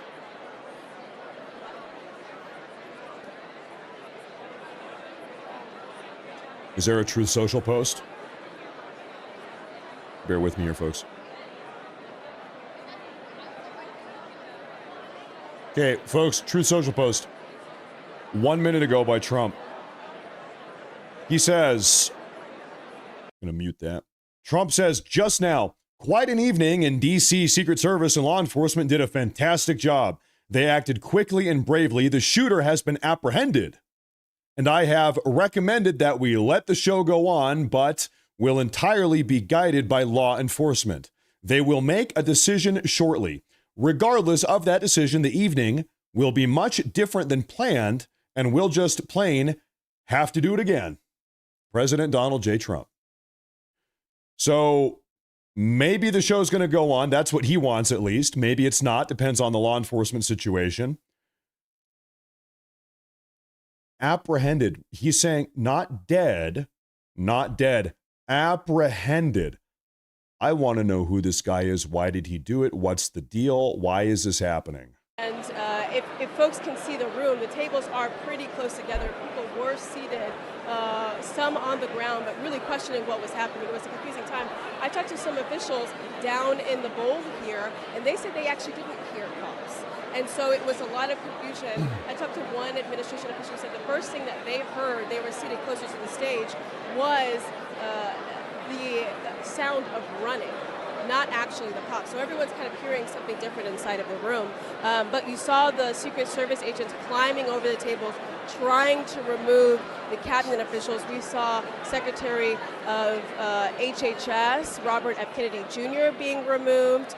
Marco Rubio, they were trying to find him in the ballroom being removed. Secretary of Defense, Pete Hegseth, being removed. All these individual details. All of these folks being removed. And I mean, just for folks to witness it, obviously we have these cameras running, but it both felt like it happened so quickly, and also it took a lot of time because of the formation of these tables. Have you gotten any information more than we've heard from Wei Zhejiang about this continuing? What we know was the announcement saying this will continue in some way, and we also heard that the president wants to come back. Yeah, so we have heard that the president wants to come back. Our sourcing, some say that he is confirmed to come back, some say that he wants to come back.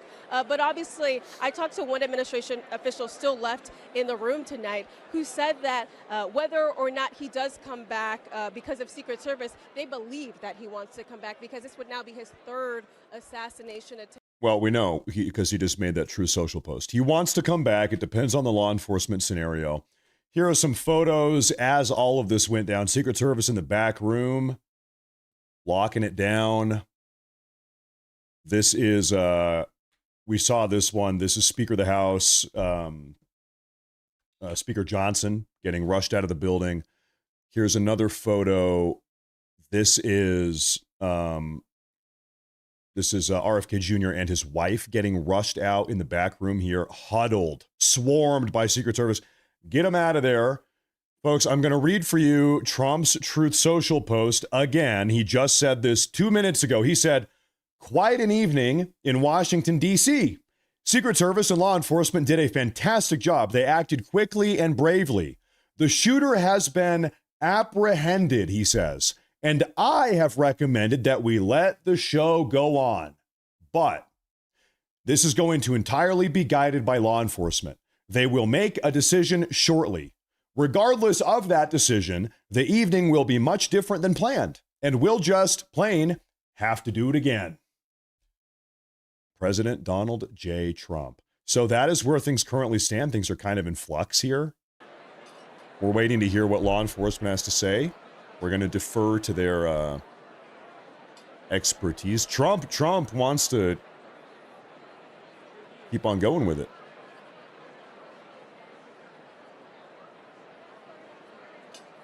Trump wants to keep it going. I have another little update here for you folks. Folks, if you're new here to the show, do me a favor, drop a follow. There's Secretary Duffy, Transportation Secretary. He's in the building hanging out. Doesn't seem like he's really bothered. He's just out here chillaxing. Do me a favor, follow, like, subscribe, do it all. Helps a lot. Crazy night. This is Judge Janine, who's currently a U.S. Attorney for Washington, D.C. right now. I'm at the Washington Hilton. I've been taken out of the main ballroom after the sound of the shots fired. The Secret Service is now in charge of this building, this hotel. I just spoke to Mayor Muriel Bowser. She is on her way, and Chief Jeffrey Carroll is on his way. He will be in charge as soon as he gets here. All right, so we didn't really learn too much there, but okay, good to hear from her. The building is on lockdown. Secret Service has the building on lockdown. Not surprising. Trump wants the show to go on, but we're waiting to see what law enforcement allows us to do, pretty much is where we are at. I will tell you what, if the event continues, and if Trump gets up there tonight and gives a speech, you know it's going to be one hell of a show. Seriously?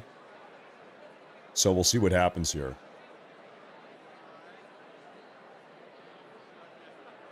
This is attempted assassination attempt, like number 9 million.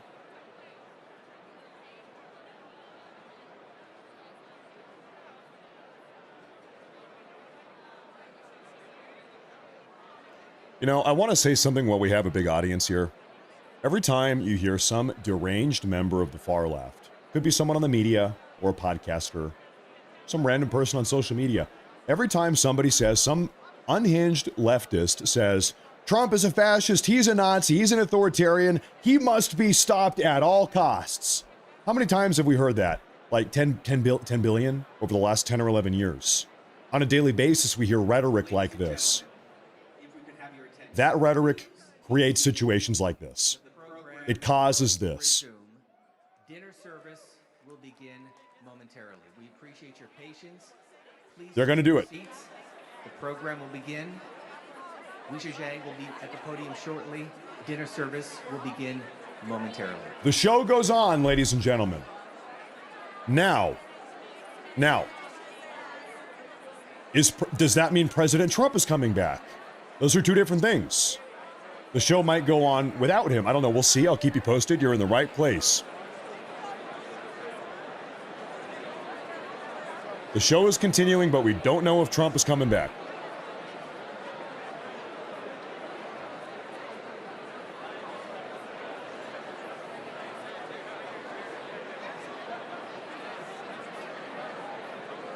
But I'll let you know. The second I know, the second we see it, I'll let you know. Folks, again, tonight, thank you very much for Super Chats, Rumble Rants. I think tonight we're not going to get to them. On an individual basis, I think it's not going to happen tonight. I want to say thank you sincerely. It's a crazy night. So, blanket statement, thank you all very much for being here. But I want to let you know, we're probably not going to do them individually tonight. Thank you very much, however, so much. Thank you. Thank you very much. Really appreciate it. We're trying to keep on the ball here.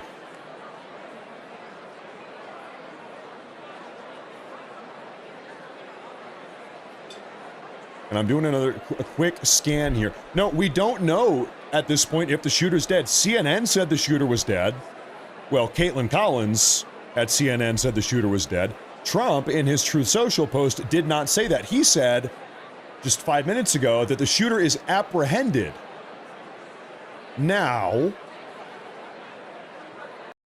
is it possible that the shooter is both dead and apprehended? Yeah, I suppose. Those things are not mutually exclusive, so I don't know. We're going to get an update here pretty soon. Could be both. Please take your seat. Dinner service will begin momentarily. We will have an update from the podium. Please take your seat. Thank you so much. We appreciate your patience. Update from the podium.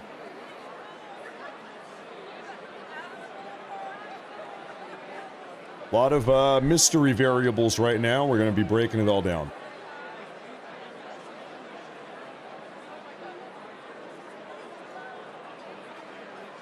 Oh, okay. Wow. We have an update from backstage. We are in a holding position behind the stage right now. Staff are going out to reset the tables. President Trump never even left and is right down the hall from me. He wants the show to go on. He's still on site. We are told his security detail, someone tried to get through the security checkpoint with a gun. The counter-assault team did their job, but it's unclear what that means. What do you think it means? They did their job. President was evacuated down the hall to a holding position. The rest of us from the head table are down the hall from him. Secret Service had to determine if there were any other threats. We're being told that there are no more threats. The building is not being evacuated. Trump never even left.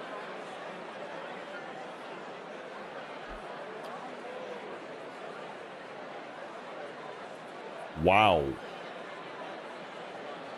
That is from reporter Jackie Heinrich. She's a Fox News anchor and senior White House correspondent. Jackie Heinrich.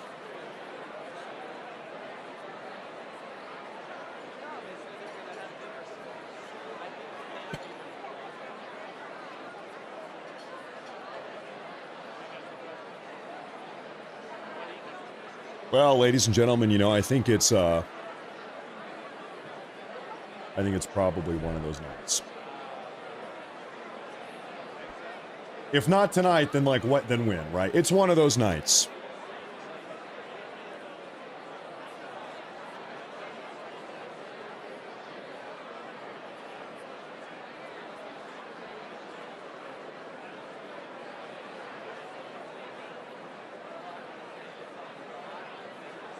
And I'm looking for more updates here, folks.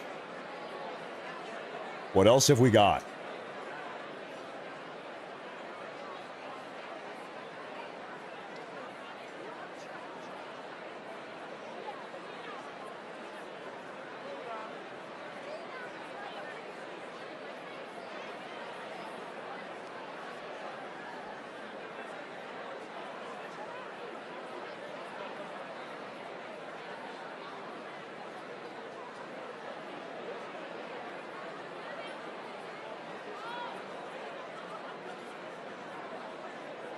Folks, I don't think we know anything about the shooter here.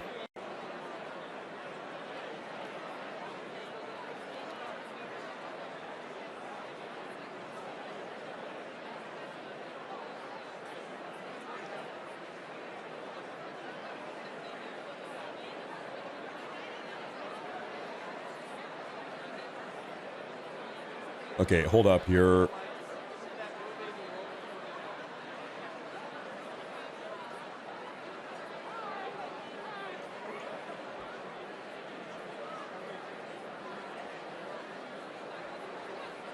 Okay, folks. Crazy history fact. This hotel, this Hilton Hotel in D.C., is the same hotel where Ronald Reagan got shot in 1981. Small world. Small town. Ronald Reagan got shot at this very hotel in 81. Wow.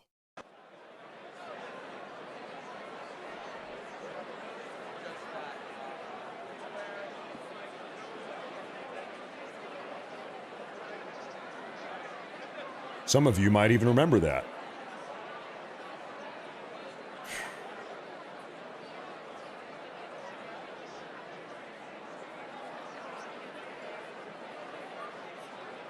Now, I'm just thinking out loud here. Nobody got hurt. The president was safely evacuated away. I'm having a hard time understanding how anybody was able to even get a gun inside of the same building that the president is in. He was in a different room, down the hall, in the lobby. Trump was in the ballroom. It's a big hotel. Still, how was someone able to even get this close in the same building, in the same hotel, with a gun? And then get a shot off? Astounding.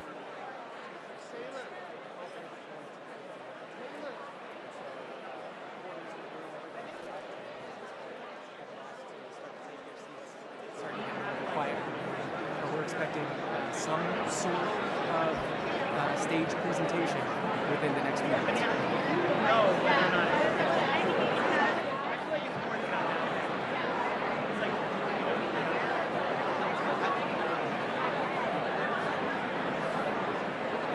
So, folks, President Trump himself, he wants to continue the show. He wants the event to go on.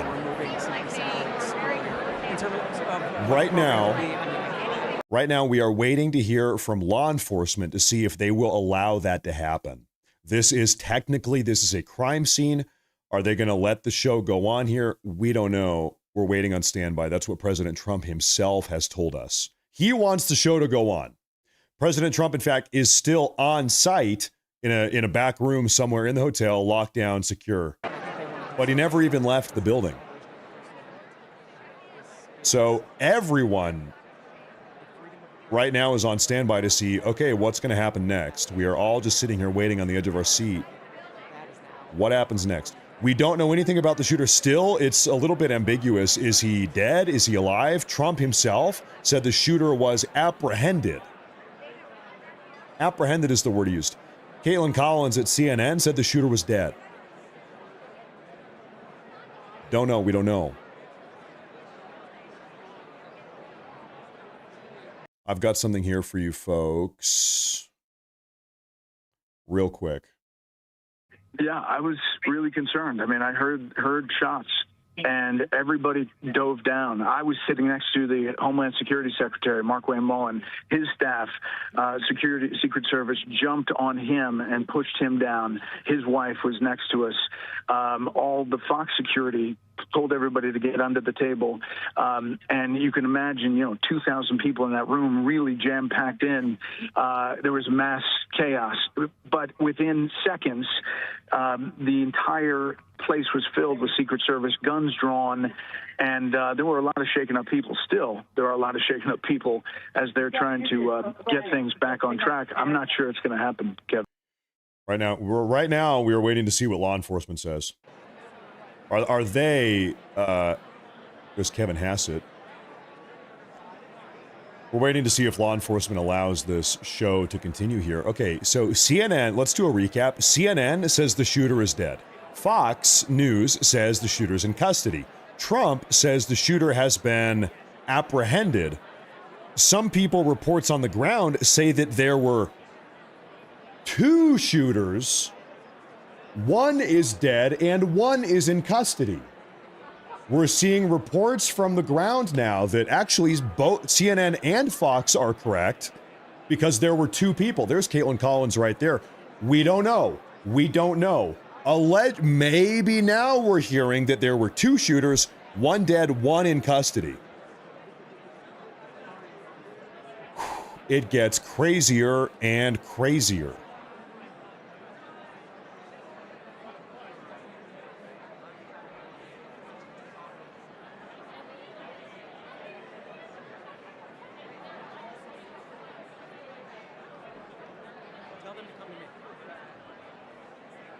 Right now, we're just plucking news off the grapevine, though, frankly.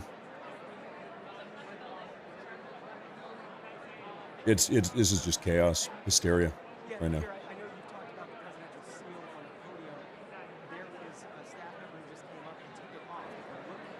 I'm scanning around. Okay, one moment. Allegedly, there's a new Truth Social post.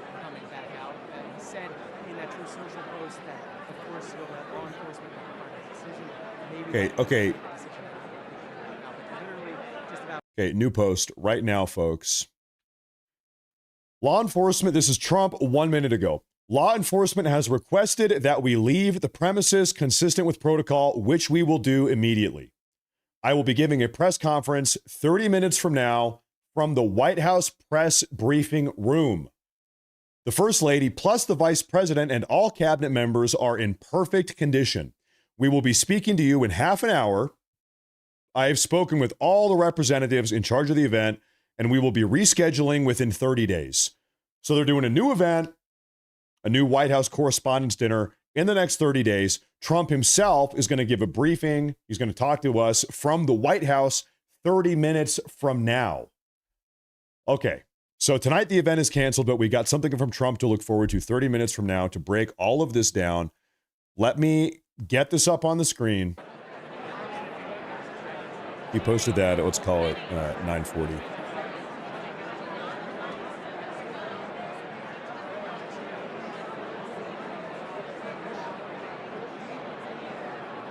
Okay,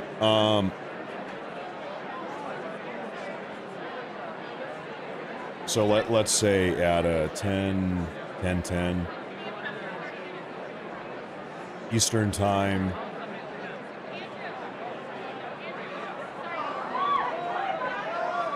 How's everybody yelling?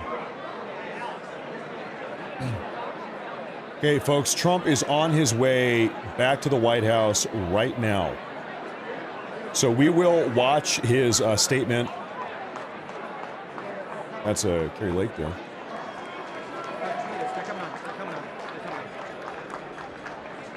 We're going to cover all of this. Don't worry about it.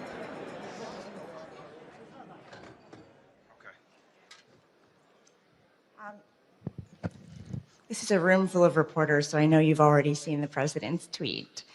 My apologies, his post on Truth Social. And law enforcement has requested that we leave the premises consistent with protocol. And he wanted to emphasize that nobody was hurt. He and the First Lady, the cabinet, everybody's safe.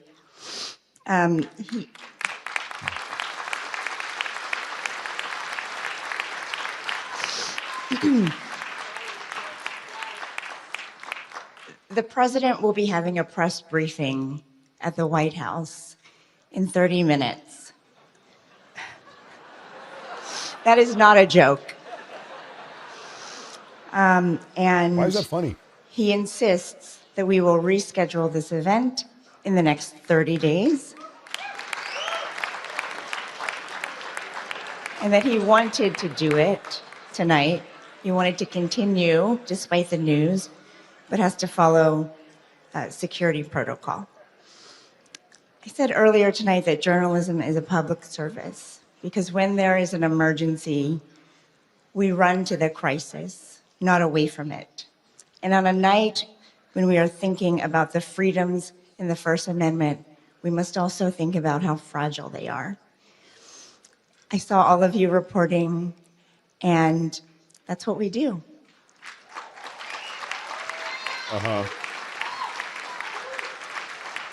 So, thank God everybody is safe. And thank you for coming together tonight. We will do this again. Thank you.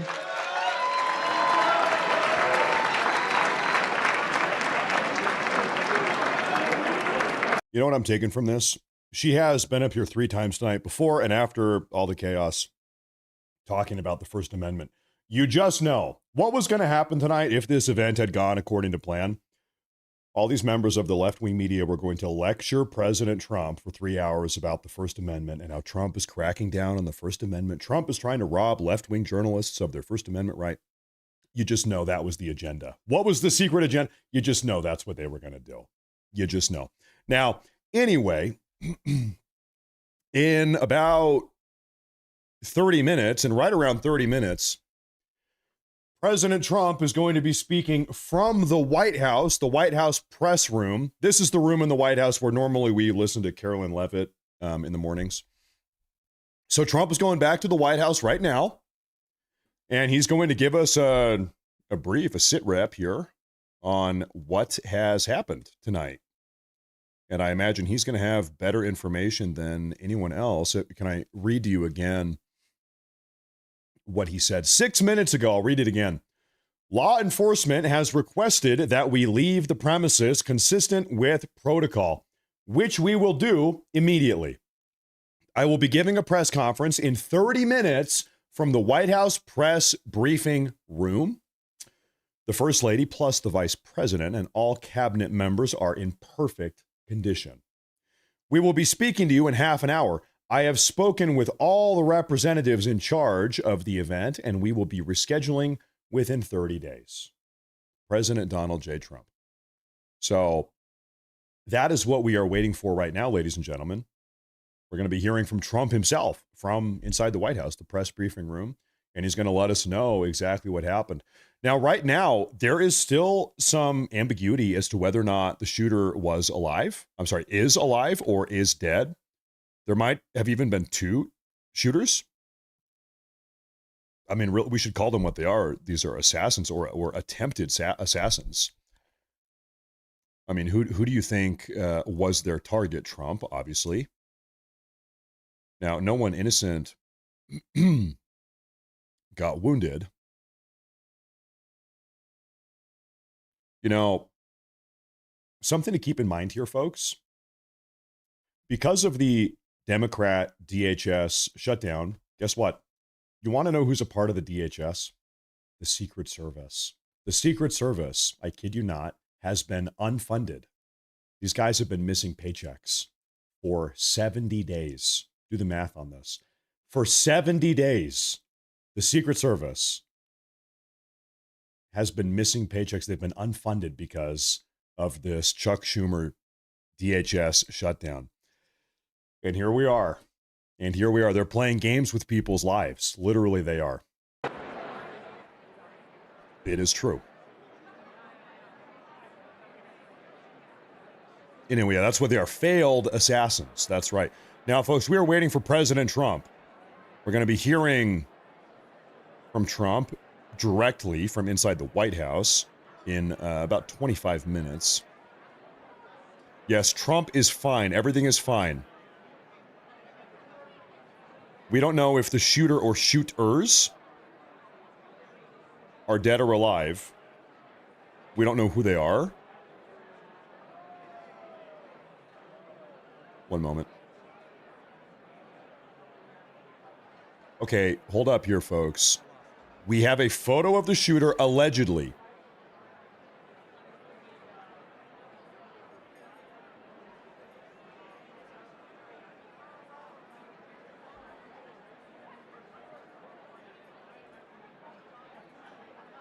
Okay, folks, we have not just a photo, footage, courtesy of the Morris Report here. Here's the photo. Reported image of the White House Correspondents' dinner shooter. So, is he naked? Why is his shirt off? Maybe they took his clothing off to pat him down to see what he's hiding. And then we have a video. Wow. Silver foil floor, got it? No. You saw it here first, folks. Silver foil, top of the stairs. Got it. What are you doing, buddy? Jesus Christ. Sorry.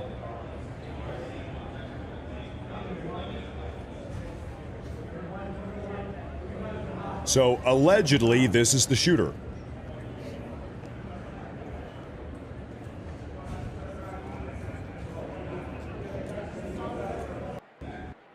Well, it looks like a white guy to me, if I'm honest with you. He turned his head.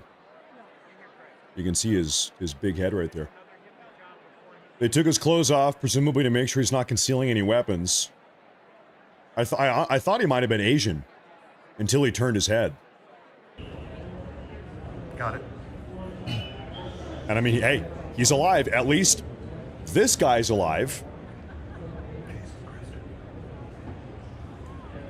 Now, if you want to play devil's advocate, this might not even be him. This could be some totally unrelated guy that got caught up in the mix. I don't know. We don't know yet.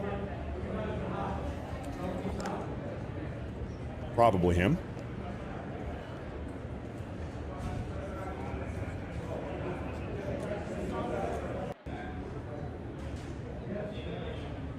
Silver foil. I'm astounded that in a situation like this, where you have a guy with a gun this close to the president, and shots are going off, I'm astounded they got him alive. I'm like, how is he not dead? You know what I mean? How were they able to get this guy alive? We heard gunshots ring out. I don't know, maybe somebody ran up from behind and tackled him. I don't know. We are gonna find out. Trump is set to speak to us in 22 minutes.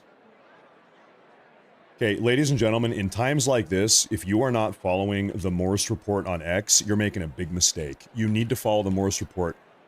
Breaking news, cutting edge, second by second updates for everything that's going on here. Follow that page, 24/7 live news updates, Morris Report on X right there. You got the link. I'm just going to play this again here. Silver foil.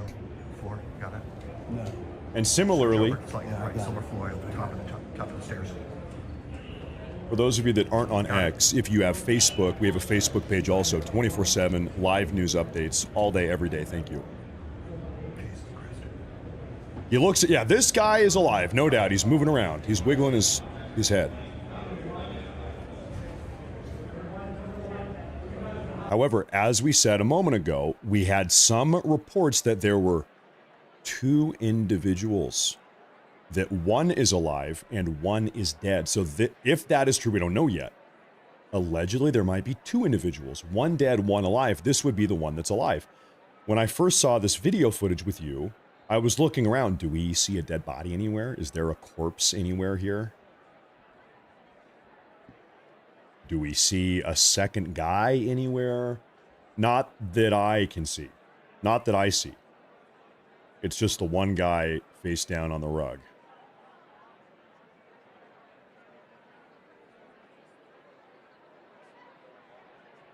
I'm going to leave that right there, folks. We are waiting for Trump. He's going to deliver a statement pertaining to all of this from the White House in about 20 minutes. Now, we have a statement from the Chief of Communications for the Secret Service, a guy named Anthony Guglielmi.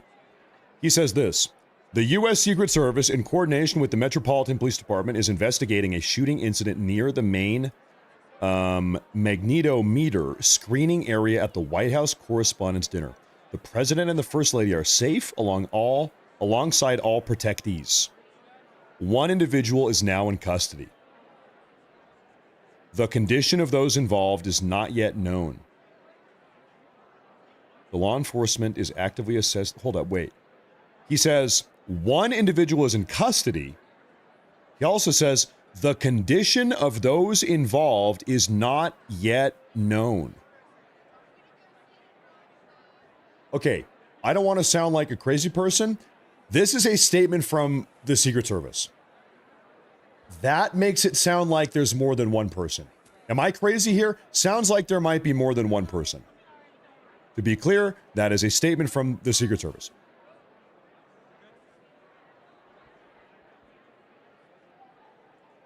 I don't want to sound crazy, though.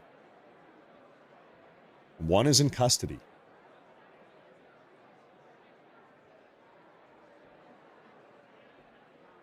Okay, wait a minute. Wait just a minute.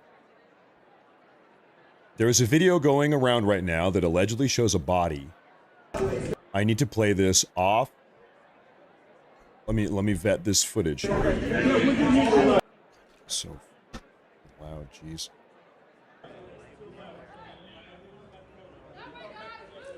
There was another person. There's a body. There's a dead body. There's a dead body, and it is immediately to the left down this. What you're looking at here, it's just to the left, down the hallway. There's a dead body. He's a guy wearing all black. And in fact, it's not even too gruesome. I think I'm gonna show you guys. I'm going to show you this because it's not bad at all. Okay, here it is.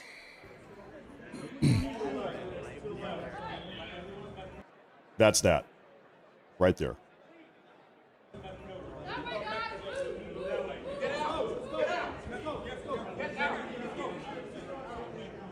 And you can see the other guy is detained right about here.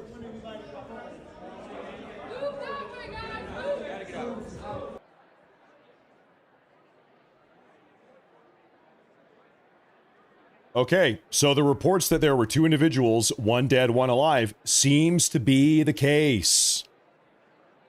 Seems to be the case. A sigil, I'm gonna...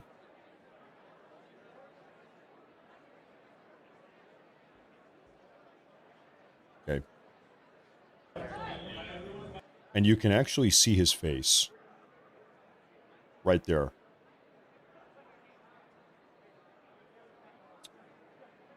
Wow. And by the way, he's probably, just to be clear, I think he's probably just taking a nap. I think he's just taking a nap, to be clear about what you're looking at there. So don't worry about any problems at all. This is like Secret Service medical attention being given here, clearing everybody out. And so you can tell this guy who's taking a nap on the ground right there is just to the left of where this guy is currently detained. And this is totally corroborated by this Secret Service report we got that says this happened just outside the magnetometers. Magnetometers. This is the weapons check, making sure that nobody's bringing weapons in. In fact, you even see one of them fallen over on the ground. That's one of them got knocked down. This is just effing crazy. This is our live feed of Inside the Ballroom right now.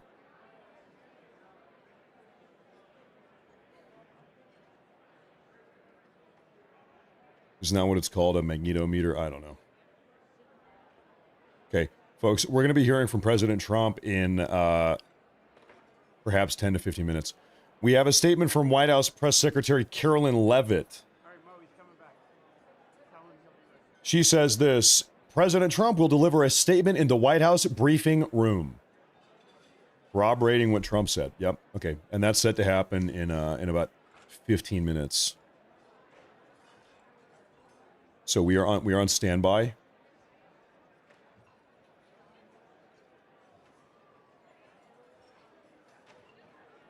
Well, the reason they have magnetometers is because you don't want to have any X-Men or mutants. Could you imagine the type of damage that Magneto could do if he got close to the president? Okay, so now, folks, we have a live feed. Now this is the live feed inside the White House press briefing room. President Trump has arrived. This is Press Secretary Carolyn Leavitt is there. So this Asian woman whose name I'm forgetting, she is like the head of the press, White House press, whatever the hell it's called. Whatever the hell it's called. She's the president of the White House Correspondents Center, or whatever they're called. So she's, I guess, she's super important, I guess. Okay, now on this feed, we do not have audio yet. We will. Folks, I'm sorry. Can we just take a moment to like just recognize how insane this is? This is insane. This is insane. What has happened tonight? What is going on? This is insane. This is absolutely crazy that this is happening right now. Wow. We are set to hear from President Trump. He's a Secret Service lad. We're set to hear from President Trump in about 10 minutes.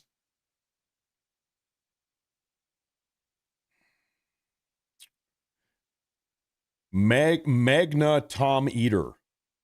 That's what I said. That's what I said. I said magnetometer. That's what I said. I said magnetometer. Hey, thank you. Thank you.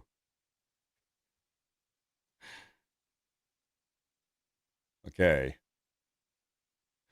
Okay, while we are waiting here, I'm going to bring up, folks, this. Okay, you know what? I need to get this up here on the big screen.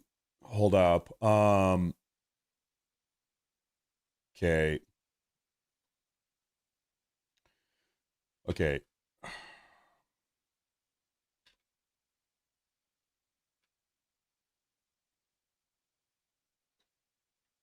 One shooter dead.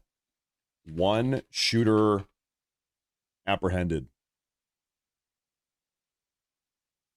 Shots fired at the event.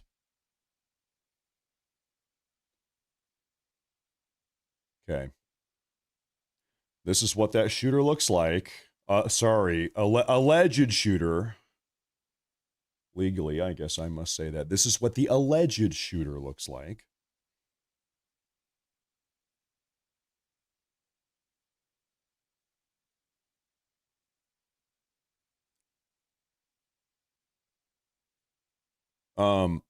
You know, it is true. The person on the ground could have been Secret Service.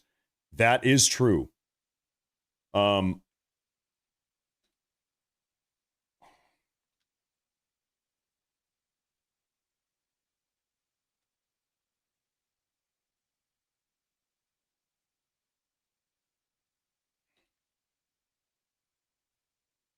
Okay, I just want to make sure that we're doing our best. Okay. It is possible the person on the ground was a Secret Service person. So for now, I'm going to say one unidentified person wounded or dead, one shooter apprehended alive. You know, was the person on the ground wearing handcuffs or anything? Can you bear with me here for a moment?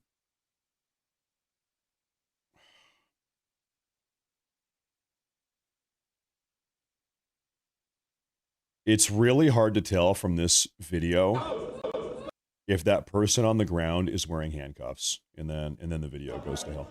And then the video goes to hell. Like it looks like it, but it's not concrete. I'm not positive. It looks like they're handcuffed. It looks like their hands are behind their back, but we can't tell here. They're obviously trying to deliver some type of medical assistance to this person, right? So we're just gonna have to wait and see insofar as that goes.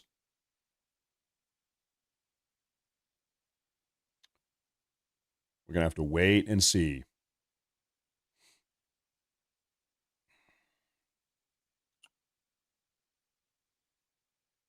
Right now, you have a live feed from inside of the White House press room. President Trump is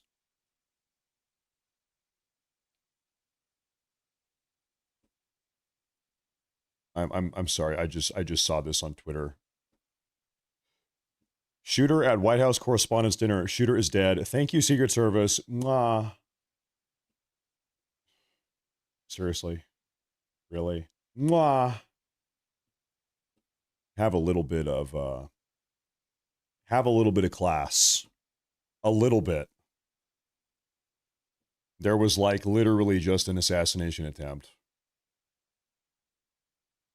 Okay, we have Perhaps higher resolution photos. Yeah, we do. Can we make it anything new here? This is where this individual's on the ground. So this here says exclusive images showing the suspected gunman. So this report says this person is the one of the suspected gunmen. You can't really make much out here. We've got 3 photos. So this person still, I think we don't know who they are. Shooter, Secret Service, I don't know. We don't know. Random person? Don't know. We have no audio yet. Trump is going to come out and address this, deliver a statement here momentarily. Won't be long. Will not be long. Could be a female. Could be a female.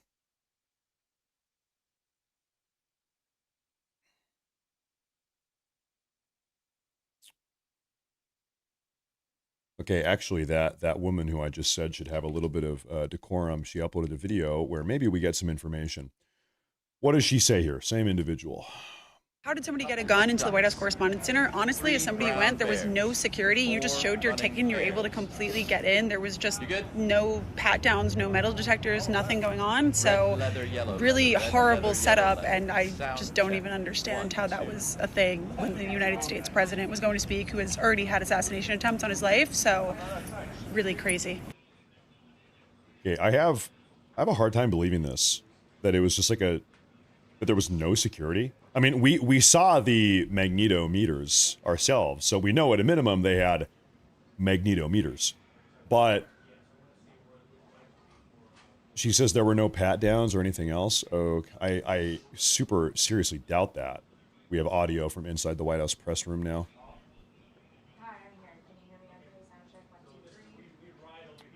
I don't believe that.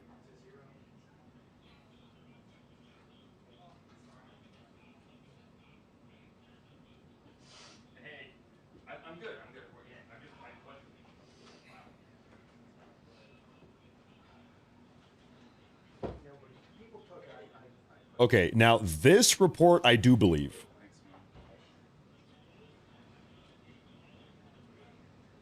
I want to show you something here. Okay, this I do believe.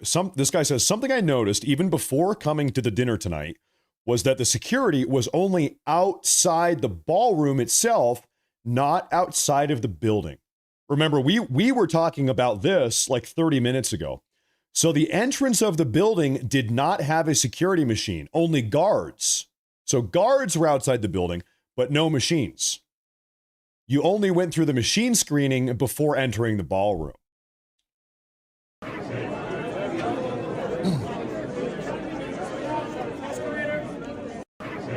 And this is what that process is.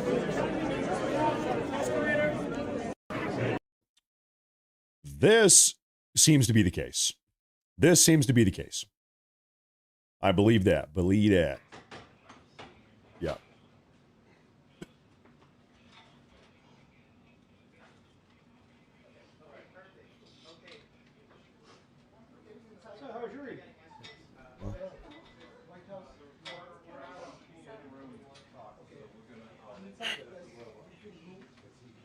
I'm scanning around, looking for more. Bear with me, folks. Seems pretty crazy to not have machines upon entering the building.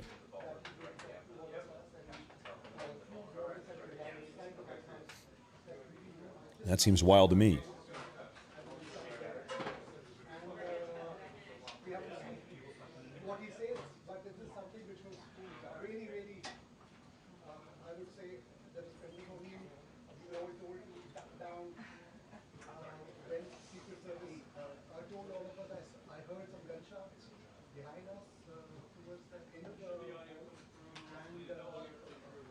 I'm out here just quickly scanning for updates. Okay, I've got something here.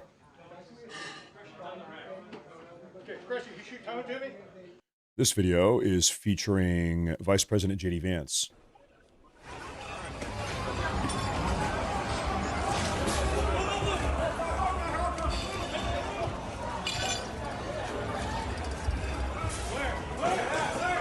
And there goes Trump.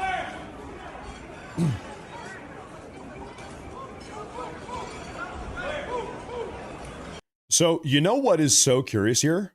And by the way, I'm not trying to insinuate anything. I just think it was chaotic and this is how things happened.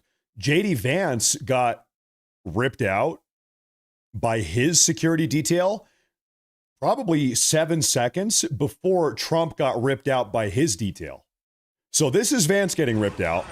Sir, gotta go. Trump is still in his chair.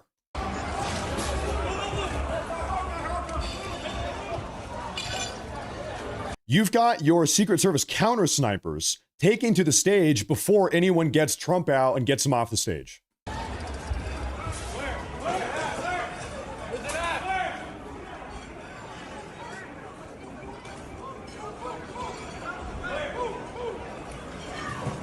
It almost looks like Trump slipped on something. Do you see that? Trump kind of goes down there. Then they get him back up. There's the president being asked. So that was okay. Now we're back in the press room. Yeah, that's a little bit weird. J.D. Vance was out of there almost 10 seconds faster than Trump. And it's not even because of J.D. Vance. Like, J.D. Vance's security detail, those Secret Service agents, they got him out faster than Trump's agents. That is pretty crazy.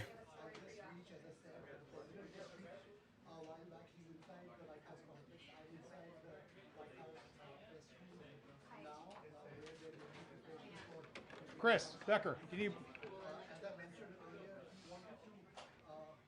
Okay, wait a minute. Okay, mic check's good. Mic check 1, 2, 3, 4, 5, 6, 7, 8, 9, 10. Hey, 1, 2, 3, 4, 5, 6, 7, 8, 9, 10. Mic check. 1, 2, 1, 2. Good. Thank you. Okay, I am seeing something, and I'm going to say this is very early on. This is brought to us by reporter Carol Markowitz, South Florida Jew columnist for New York Post and Fox News. Okay, so she reports the attempted shooter at the White House Correspondents' dinner is 31-year-old Cole Thomas Allen from Torrance, California, and he is in custody. I don't know if this is true. This is going viral right now. Everybody's talking about this. Oh, thank you. Hey, everybody's talking about it. This is within the realm of things that are unconfirmed, okay? It's within the realm of maybe. We will see. We will see. I don't know. We're just laying it all out here on the table.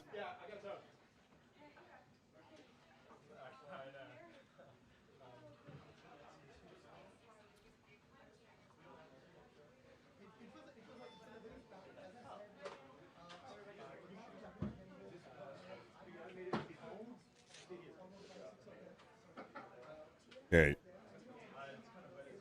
Dude, what the hell is going on? Can I pull this up here? Happening now. Driver held at gunpoint by police in Washington, D.C. Stop moving now!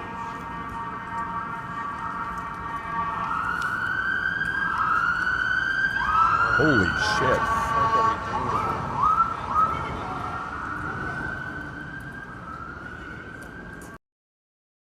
Sir, I think this is some random Asian woman.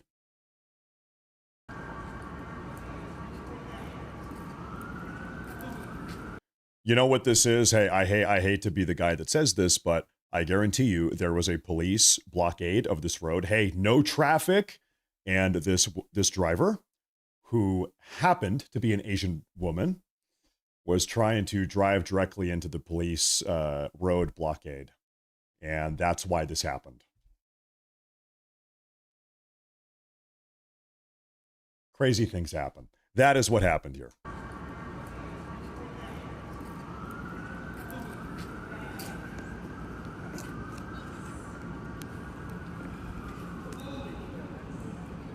She just was, hey, going down the wrong road, wrong place, wrong time. My bad, officer. And he's not fucking around, like you can tell. Why is he not fucking driving away? Why is the car not driving away? Should we fucking leave? No, you're okay. It's okay. It's a girl. Dumb bitch driver. Now I'm gonna have to mute this audio. Fuck. Hey, that's very rude. I totally disavow that. That's not funny.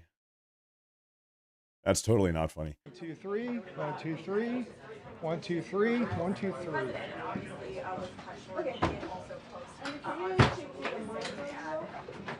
So Trump is coming out here any minute now, folks. Any minute now.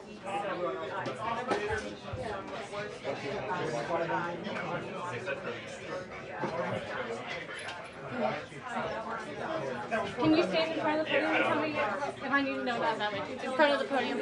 And let me know, look, tell me if it's straight. Yeah, man. What a night. They look, This looks a little wider than this one. the flag does? The spreader on the American flag has been reduced. Seriously, we should be very thankful, though, that it seems as if so far nobody innocent was wounded or injured or killed today. The shooter, okay, whatever. Hey, that's called FAFO.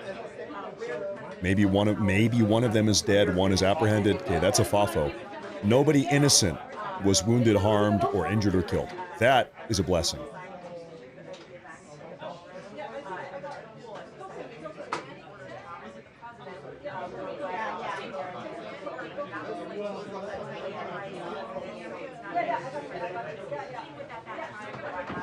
Okay, I just had a crazy idea. Wow. Could you imagine if there was a massive ballroom directly attached to the White House so that you could increase security? You could have it directly attached, like on the side of the White House, so that you could just go to and from the White House without ever exiting the security zone. Imagine if the White House had a massive ballroom so you could do stuff like this on within the White House grounds. That's a good idea. Somebody should build a ballroom off the side of a White House. Good idea, right? Somebody should really do that. Christian.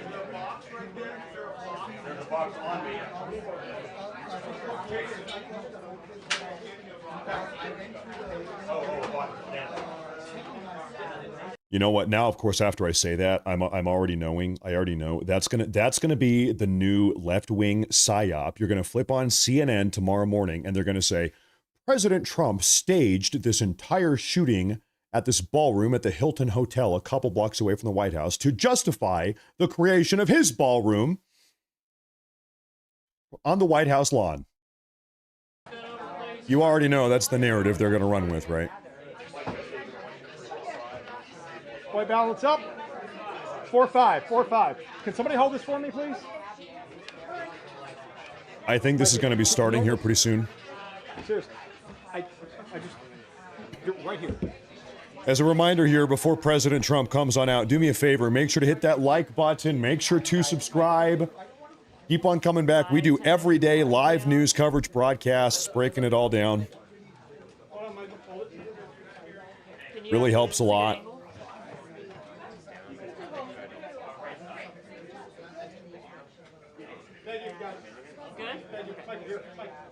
I'll go this way. It is? I believe the official White House YouTube page has just gone live. Yes, they have. They have. Okay, Trump is coming out here any minute now, folks. Any minute.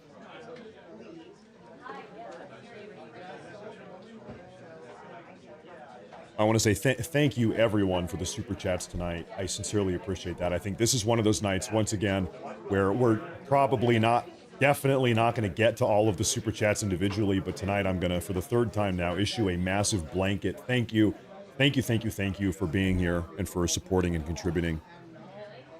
It's just one of those crazy nights.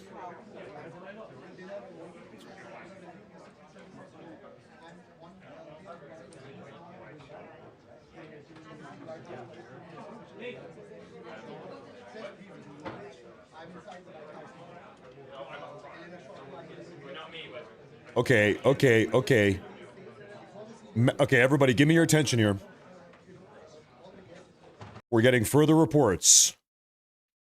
Breaking news, the shooter tonight has reportedly been identified as 31-year-old Cole Allen of Torrance. That's the name we said a moment ago.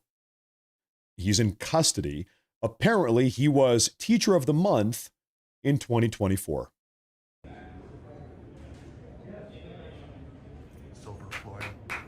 Teacher of the Month, huh? Switch over. It's like silver foil at the top of the stairs. Got it. Allegedly, this is him. This is being reported. It's going around right now.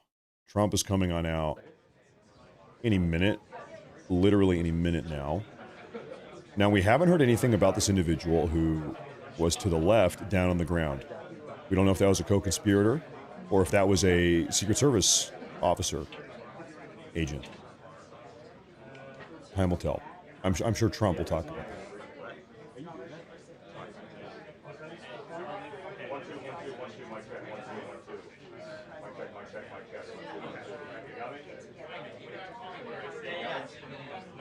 Time will tell here.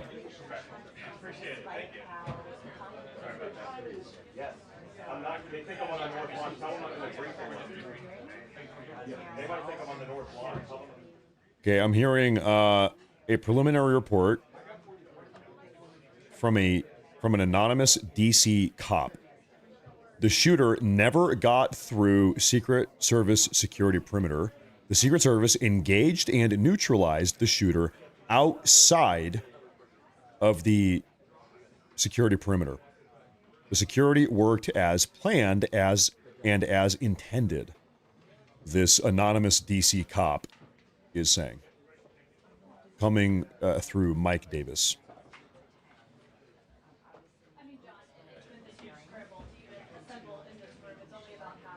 It is, even if that's the case, even so, it seems astounding that someone is able to get this close.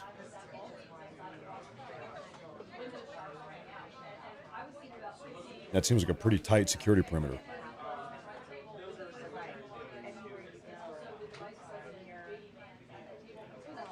Once again, folks, even more reports here. The shooter at the White House Correspondents' Dinner has been allegedly identified as 31-year-old Cole Allen from Torrance, California. He works as a teacher and was recently given the Teacher of the Month award in Los Angeles County. Allegedly.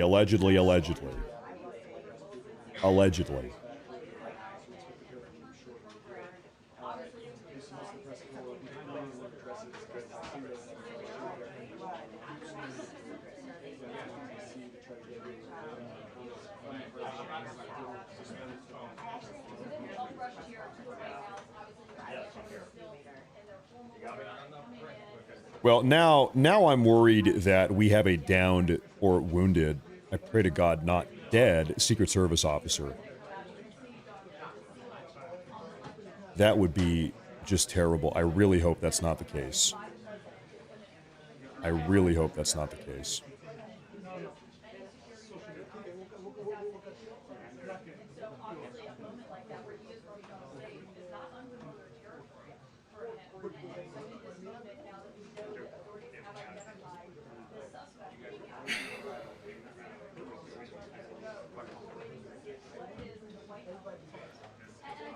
But President Trump himself is going to deliver a statement to all of us here in the next Just literally any minute now, in fact. When he comes out, I'll stop yapping so much.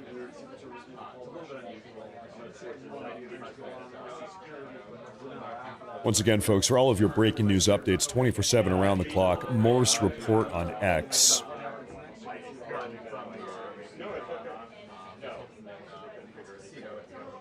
And similarly, Morse Report on Facebook. We need to get the sit rep here from President Trump.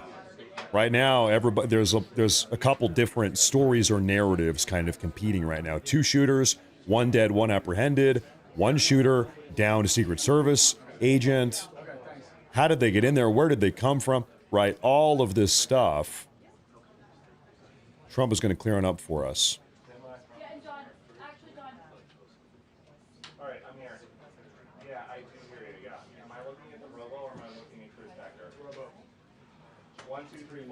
You got to wonder, whoever the hell the shooter was, this guy, this teacher, or whoever he is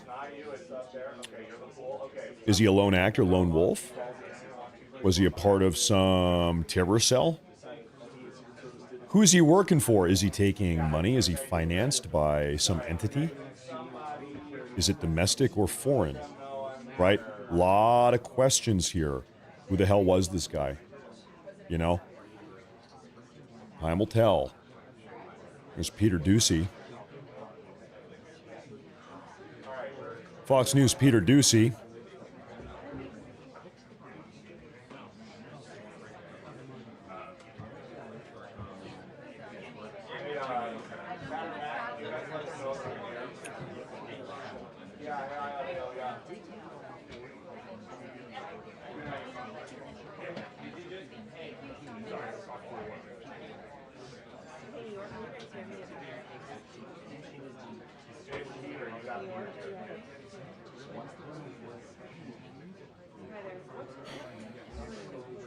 I asked you folks the question here a moment ago, how many assassination attempts have been made against President Trump? And I stumble upon this here. Shout out Captive Dreamer. This is on Trump's Wikipedia page. I'm not going to read, but it's just like assassination attempts by Iran, May 2025, August 2025. So this is the 12th or 13th, maybe, assassination attempt that has been made on President Trump. And by the way, I would suspect that there have also been assassination attempts against President Trump that we don't know about, that are classified, right? That were never made public. And you know what? Dare I say, by the grace of God, he has survived all of them. Am I right? I think so.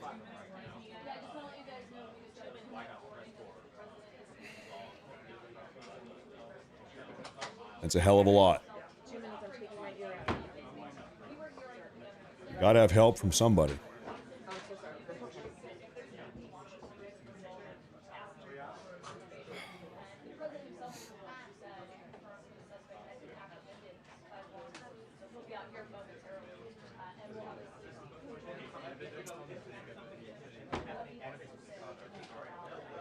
Okay, people are digging into this individual. Cole Thomas Allen, 31-year-old teacher from California. Guess which political party he is registered with in the state of California? I'll give you a hint. It's the blue one, the Democrats. Now, did we just lose our live feed? Where's our live broadcast here? I'm going to reload here. Okay, stand by. I'm going to find a backup broadcast in case... I will pull this up. We're back. We're back.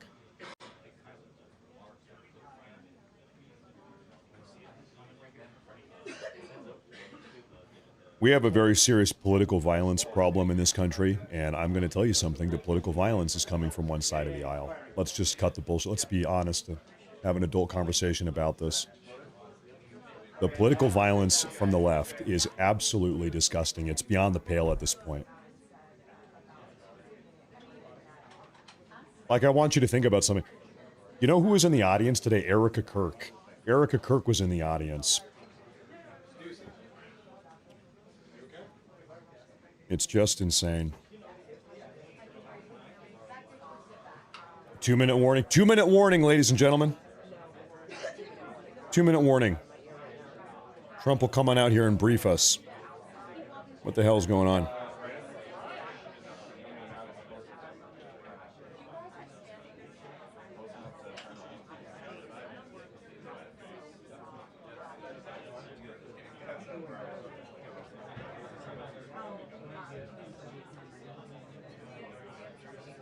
I'm doing one final scan here, see if I can find any updates.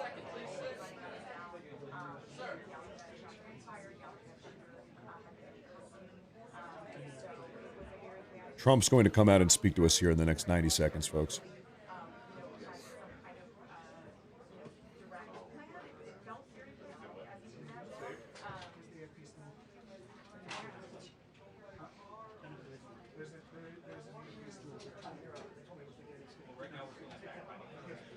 Speaking of which, real quick. I just want to go find.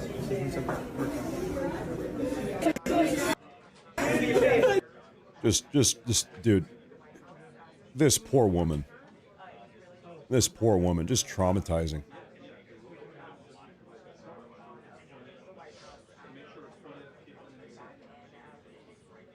Terrible.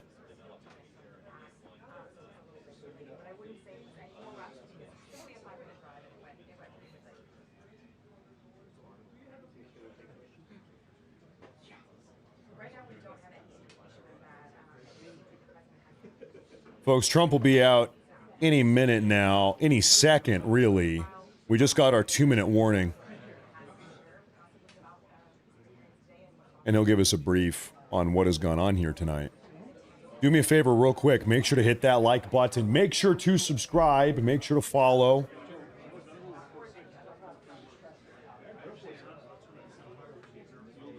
So, meanwhile, as all of this was happening, folks, outside of the event tonight, there were left-wing protesters outside.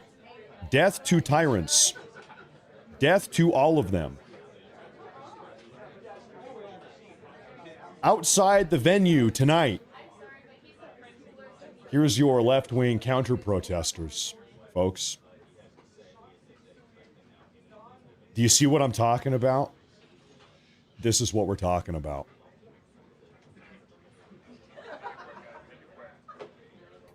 We have a very serious problem in this country. These people are psychotic and they are violent.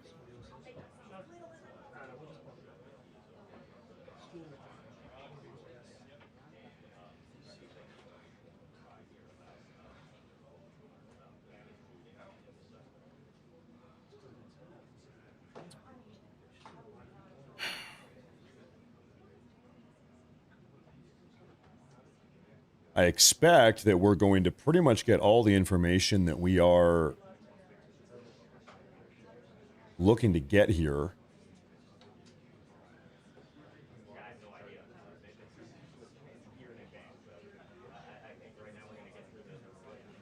We got our 2-minute warning about 3.5 minutes ago.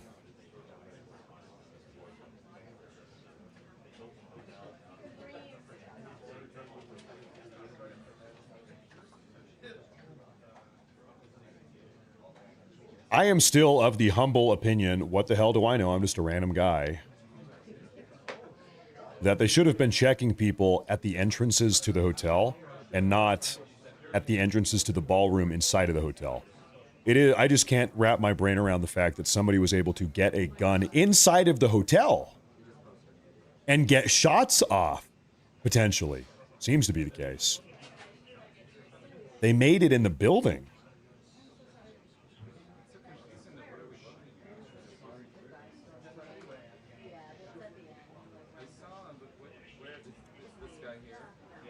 That is crazy to me.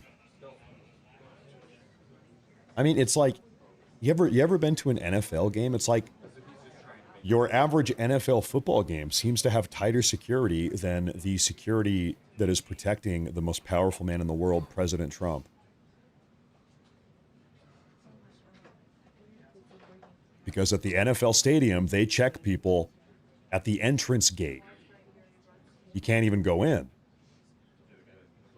unless you go through the check.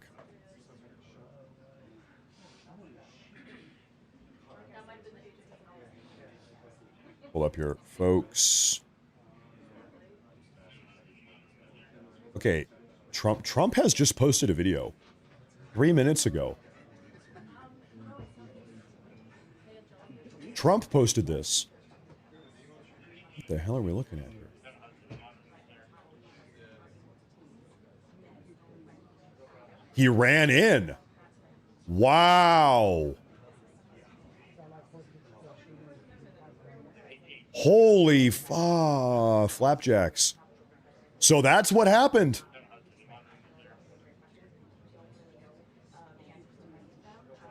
He sped in with a gun in his hand. Wow.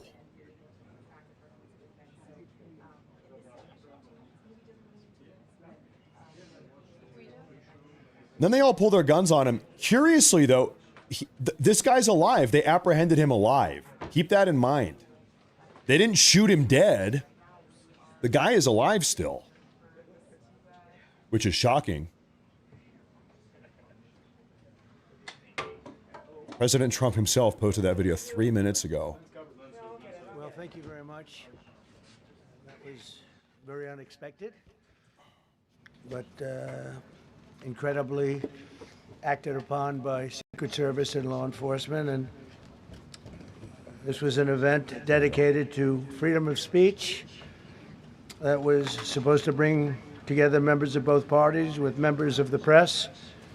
And in a certain way it did, because the fact that they just unified, I saw a room that was just totally unified. It was in one way very beautiful, a very beautiful thing to see. A man charged a security checkpoint armed with multiple weapons, and he was taken down by some very brave members of Secret Service, and they acted very quickly and have just released, for purposes of transparency, clarity, I've ordered it to be put out. You probably have it by now, put out on Truth and put out on many of the platforms.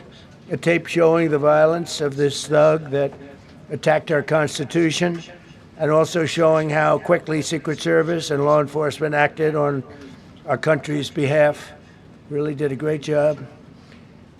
One officer was shot, but saved by the fact that he was wearing obviously a very good bulletproof vest. He was shot from very close distance with a very powerful gun, and the vest did the job. I just spoke to the officer, and he's doing great. He's in great shape. Let's go. He has very high spirits, and we told him we love him and respect him, and he's a very proud guy. He's very proud of what he does, Secret Service agent. Patriot. And we looked at all of the conditions that took place tonight, and I will say, you know, it's not a particularly secure building, and I didn't want to say this, but this is why we have to have all of the attributes of what we're planning at the White House. It's actually a larger room, and it's much more secure. It's drone-proof, it's bulletproof glass. We need the ballroom. That's why Secret Service, that's why the military are demanding it. They've wanted the ballroom for 150 years for lots of different reasons, but today's a little bit different, because today we need levels of security that probably nobody's ever seen before. But everyone owes a tremendous debt of gratitude to the courage of law enforcement, the law enforcement, and working with the D.C. police, and we just spoke with the mayor. And when we're finished, the police chief is going to take over and discuss it also from their viewpoint. But they also performed exactly as they were supposed to, and you see the attacker in different positions, but you also see the attacker totally subdued and under control. So as you know, this is not the first time in the past couple of years that our republic has been attacked by a would-be assassin who sought to kill. in Butler, Pennsylvania, less than 2 years ago. You all know that story. And in Palm Beach, Florida, a few months after that, we came close. We really had, again, we had some great work done by law enforcement. But in light of this evening's events, I asked that all Americans recommit with their hearts in resolving our difference peacefully. We have to resolve our differences. I will say, you had Republicans, Democrats, independents, conservatives, liberals, and progressives. Those words are interchangeable, perhaps, but maybe they're not. But yet everybody in that room, big crowd, record-setting crowd. There was a record-setting group of people, and there was a tremendous amount of love and coming together. I watched, and I was very, very impressed by that. But First Lady and I were taken very well care of, very quickly rushed off the stage.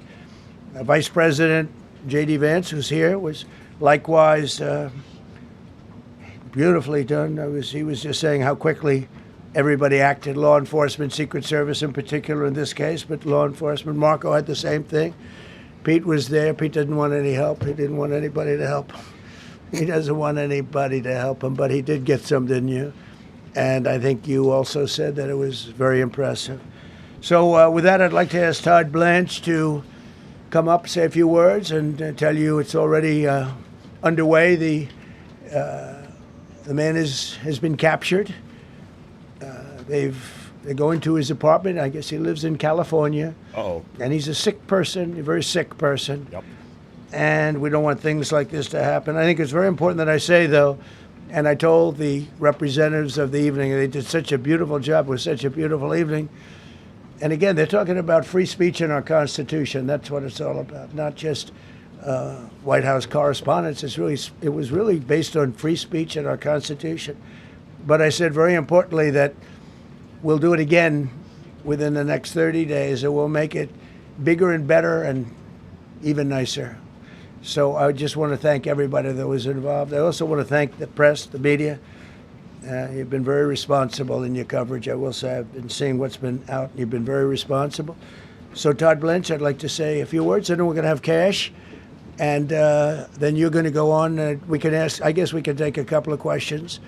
I want to thank the First Lady that was a rather traumatic experience for her. There was a lot of action taking place up there very quickly. But again, the response time was really incredible. And we're going to reschedule. We're going to do it again. We're not going to let anybody take over our society. We're not going to cancel things out because we can't do that. We wanted to stay tonight. I will tell you, I fought like hell to stay.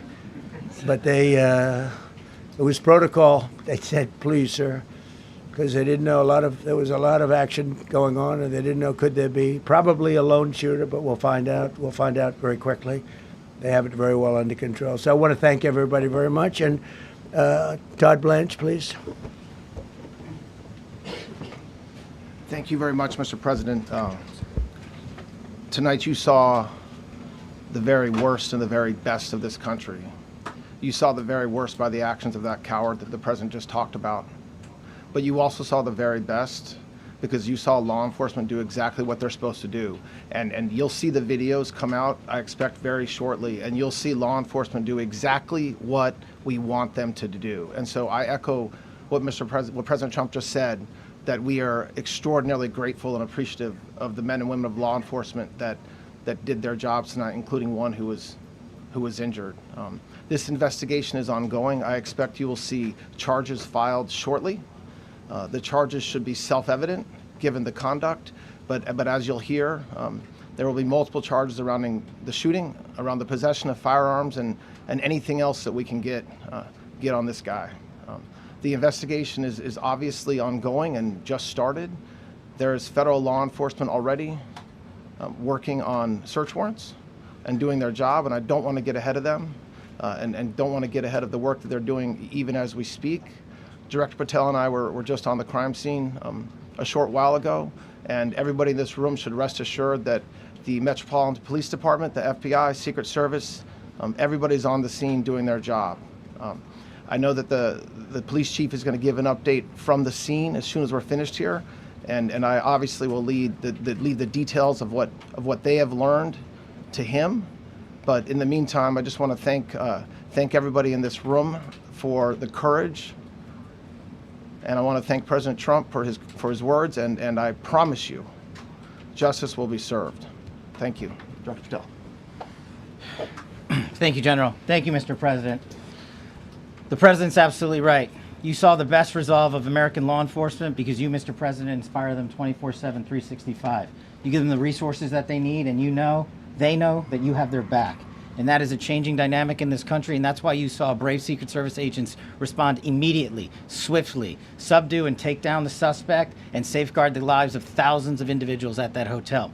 Thanks to our interagency partnership with the Department of Homeland Security and the Metropolitan Police Department, the FBI was rapidly deployed onto the scene, took over the evidence response unit, is examining all the ballistics that were found on scene to include the long gun and the shell casings. We are conducting witness interviews as we speak.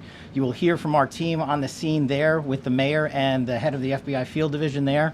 But please know what the Attorney General has just said reigns no truer. You saw the very best of America tonight. The very best unite us at a time of uncertainty, because we have leadership here with the President and the Vice President that backs law enforcement, and the men and women that I shook their hands on the scene today could not have been prouder to show up on scene.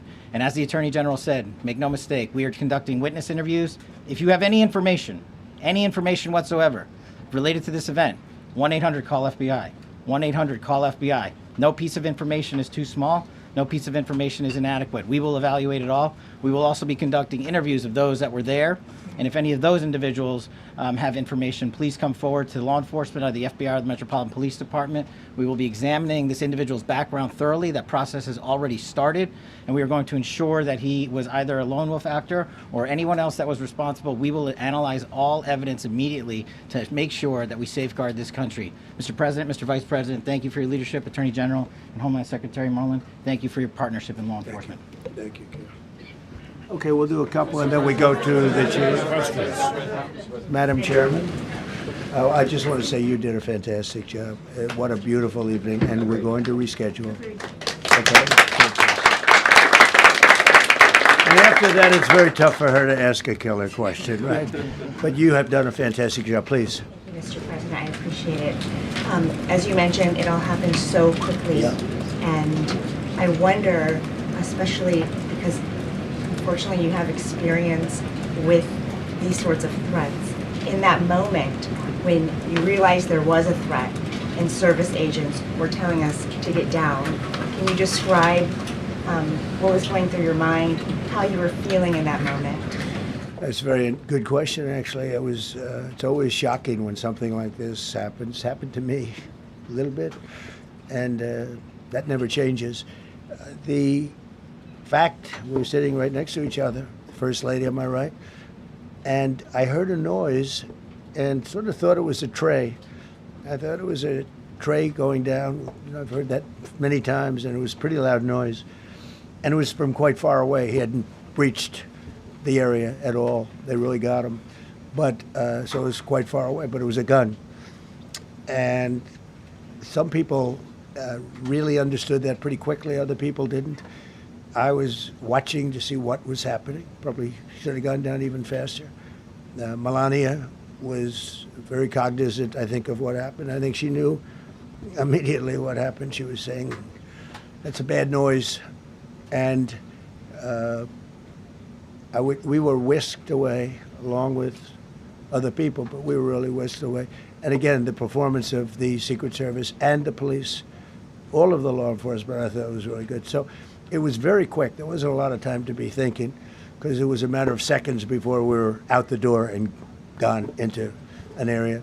We very much, and you wanted to too, we very much wanted to continue it, because I don't like to let these sick people, these thugs, these horrible, horrible people, change the fabric of our life, change the course of what we do. So we held out. You were there. We held out right till the end, but they didn't want to take a chance, and I understand there was protocol.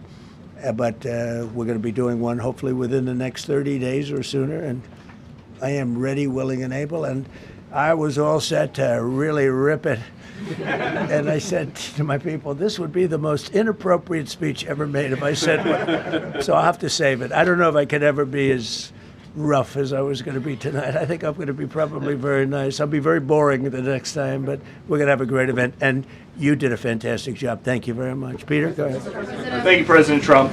There's a report in the New York Post that this assailant assembled his weapon somewhere on site at the hotel. Really? What do you think about that? And I ask respectfully, why do you think this keeps happening to you? Well, you know, I've studied assassinations, and I must tell you, the most impactful people, the people that do the most, you take a look at the people, Abraham Lincoln, I mean, you go through the people that have gone through this, where they got them. But the people that do the most, the people that make the biggest impact, they're the ones that they go after. They don't go after the ones that don't do much because they like it that way. And when you look at the people that have either, whether it was an attempt or a successful attempt, they're very impactful people. Just take a look at the names here, the big names. And I hate to say I'm honored by that, but I've done a lot. We've done a lot. We've taken this country, and we were a laughing stock for years, and now we're the hottest country anywhere in the world. We've changed this country, and there are a lot of people that are not happy about that. So I think that's the answer, Peter. And after Butler, your team for a while rethought outdoor events. Yeah. Do you think that you now need to rethink indoor? Well, but then you just don't do events. No, I can't do that. I have to. It is what it is. We have to do it. The room was very, very secure. You know, he charged from 50 yards away, so he was very far away from the room. And what did you think when you saw the video of how fast he was running? He was moving. He was really moving. And the reaction time was great. Boy, those guys, they had their guns drawn literally by the time he was there. They were shooting. That's right. I thought they were very impressive. And if I didn't, I'd let you know. I'm not going to be, I would not stand for that. No, I thought they were very impressive. Thank you, President Trump, and thank you for updating us on the suspect earlier. Were you aware of any threats? Was your team aware of any threats beforehand? And do you believe you were the target of this tonight? I guess. I mean, these people, they're crazy. They're crazy, and you never know. He was very far away from me. He had to go through a lot. We had resources all over. We had resources sitting at tables, literally in disguise, sitting maybe at your table, who knows? But we had people all over the room, so he had a long way to go. That was really a first line of defense, and they got him. And they really, they acted incredibly. No, there was no notification. We had no idea. Go ahead, Kevin. Do you know any political motivations from this? Well, you never know. Now, we'll be able to tell you that maybe by tomorrow or the next day. He's in custody, and they're asking him a lot of questions. I guess they're going over, Todd, and they're Caitlin Collins retarded? He lives in California. Like, actually, though? And they're over there, so they'll be able to tell you. Thank you, Caitlin. Thank you, Caitlin. President Trump, did the suspect say anything, or was he wearing anything that would allege some type of motive here? Nothing. No, I mean, he was a guy who looked pretty evil when he was down. They had him down. He was fighting hard. He was in my opinion, a sick person. Who would do that but a sick person? But I think you're going to find everything about him. No reason to talk about it now. But tomorrow at this time, long before this time, you're going to know a lot of things about him. They seem to think he was a lone wolf. I've got a lot of info I feel that too. to share with you guys. About U.S. Secret Service protection ability. We saw several of the detailees take minutes to be escorted out of the room. No, they acted very quickly. No, I was very impressed by Secret Service. I mean, I'm the one, and Mark Wayne, you would agree with that, I think. Absolutely. I'm the one that would complain. You don't have to complain for me. I would be complaining. I'd be up here right now saying they didn't do their job. Oh, believe me, because, it's my life, and I want to live because I want to make this country great. That's why I want to live. But when you're impactful, they go after you. When you're not impactful, they leave you alone. Okay, a couple of more. Go ahead, please. Is there any indication that this shooting could have been linked to the war in Iran? I don't think so, but you never know. We're going to know a lot. We have the best people in the world working on it, and we're going to know a lot. Please. Mr. President, there's a lot. You, as well as some of us who have covered Butler, experienced another horrific day 2 years ago. Yeah. What felt similar? You know, you had the First Lady with you today. What felt different? And you have another 2+ years in office. Are you concerned about something like this happening Well, I again? can't be concerned. I can only get great people. They did the job, in my opinion, a much better job than Butler. Butler had one weak spot that we all know about. Somebody should have been up there. But even Butler, we had our sniper on our side within 4.2 seconds from a distance of about 400 yards, one shot, and he was gone. And if he didn't do it, now, you know, he's David. His name was David. I say, hello, David, every time I see him. David, I like you very much, David. But think of that. Now, if he doesn't hit him, and he hit him right between the eyes from 400 yards without any notice, nobody knew. He heard a sound. He looked over, and there was actually a tree that was somewhat in his way. You know the story very well. And he aimed, he fired, and if he didn't do that, beyond me, you would have had a lot more people killed. We lost one great person and 2 people very badly hurt. They're okay now. But no, that was, so in a sense, you know, that was pretty amazing, the job they did. But they did have that one weak spot, as you know. They should have had that covered. Tonight they had everything covered very quickly. And he was fast. He was running full blast, and they got him before they got any further. I was very far away. You know, he hadn't anywhere close to breach the doors of the ballroom. The ballroom was sealed, and everybody in there. That's why once those doors opened, they didn't want to do tonight. If the doors weren't opened, we could have probably done it tonight. But I think we're much better off rescheduling. Yeah, please. Mr. President, for you and perhaps law enforcement as well, what is the level of confidence that this was a lone actor, and has the suspect made any statements to police while in custody? Yeah, I think it's just it's not my profession. We have great professionals up here and outside that have been working with us. My impression is he was a lone wolf, whack job. These are crazy people. And they have to be dealt with. We had that in the second attempt, as you know, and he's spending life in prison. Because if you let him out, they'll probably, you know, if he serves 10 years or 15 years, you let him out, he'll probably try it again with somebody else. They're sick people. We have a lot of sick people. But you're going to know, I think very shortly, you're going to know, Todd, a lot about him. You're going to know a lot about him. Yeah, a couple of more. Yeah, please, go ahead. Are you concerned about political violence? This could be politically motivated. All violence. You know, I'm concerned about everything. Look, Back here, Mr. but I can't Of course it be is politically so motivated. concerned that you can't function. No, I'm here. It's a dangerous profession. You know, I tell the story, race car drivers, I think it's very dangerous. So if you take 1% and then take about 10% of 1%, just to break it down very easily, they die. So much less than 1%, 10% of 1%. I think bull riding is very dangerous. If you take about the same 10% of 1%, much less than 1%, but if you take presidents, it's 5.8%. And about 8% are shot at. So nobody told me this was such a dangerous profession. If Marco would have told me, maybe I wouldn't have run. Maybe I would have said, I'll take a pass. No, it's a dangerous profession, but I don't view it that way. Look, I'm here to do a job. It's part of the job. It is a dangerous, I can't imagine that there's any profession that's more dangerous. But I love the country, and I'm very proud. I'm very proud of the job we've done. You see what's happened. We have a great country. We've got, I think, the most successful, the hottest country anywhere in the world. This happened over a period of just a year, and we're going to do great things. But with that come risks. There's no question about it. Yeah. To that end, I mean, there's been so much political violence, not just aimed at yourself, but at other members of Congress, state house speakers, you name it.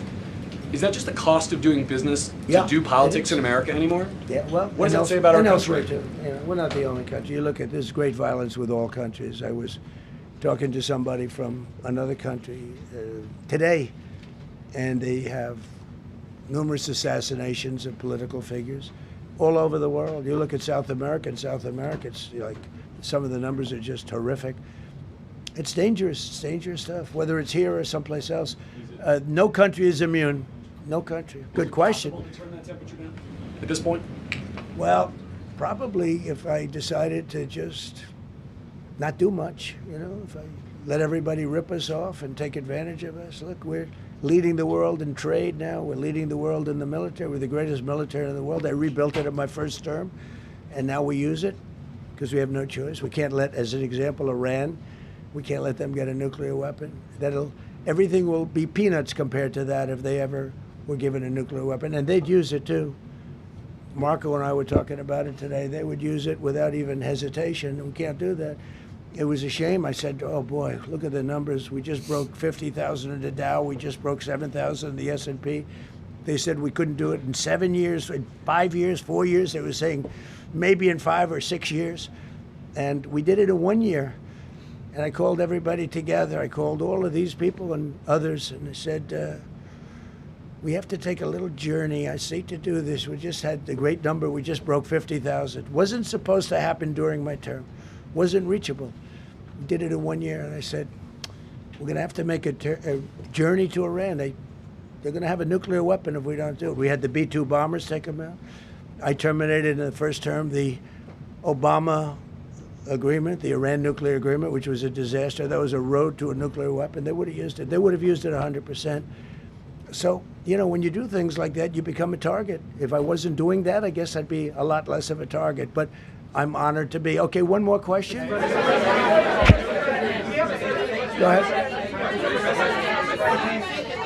Yeah, go ahead. Thank you, President Trump. Thank you, President Trump. Do you know how the gun was brought into the hotel? And also, how does this event impact you as the leader of our country? Do you think it will change your leadership? I like not to think about it.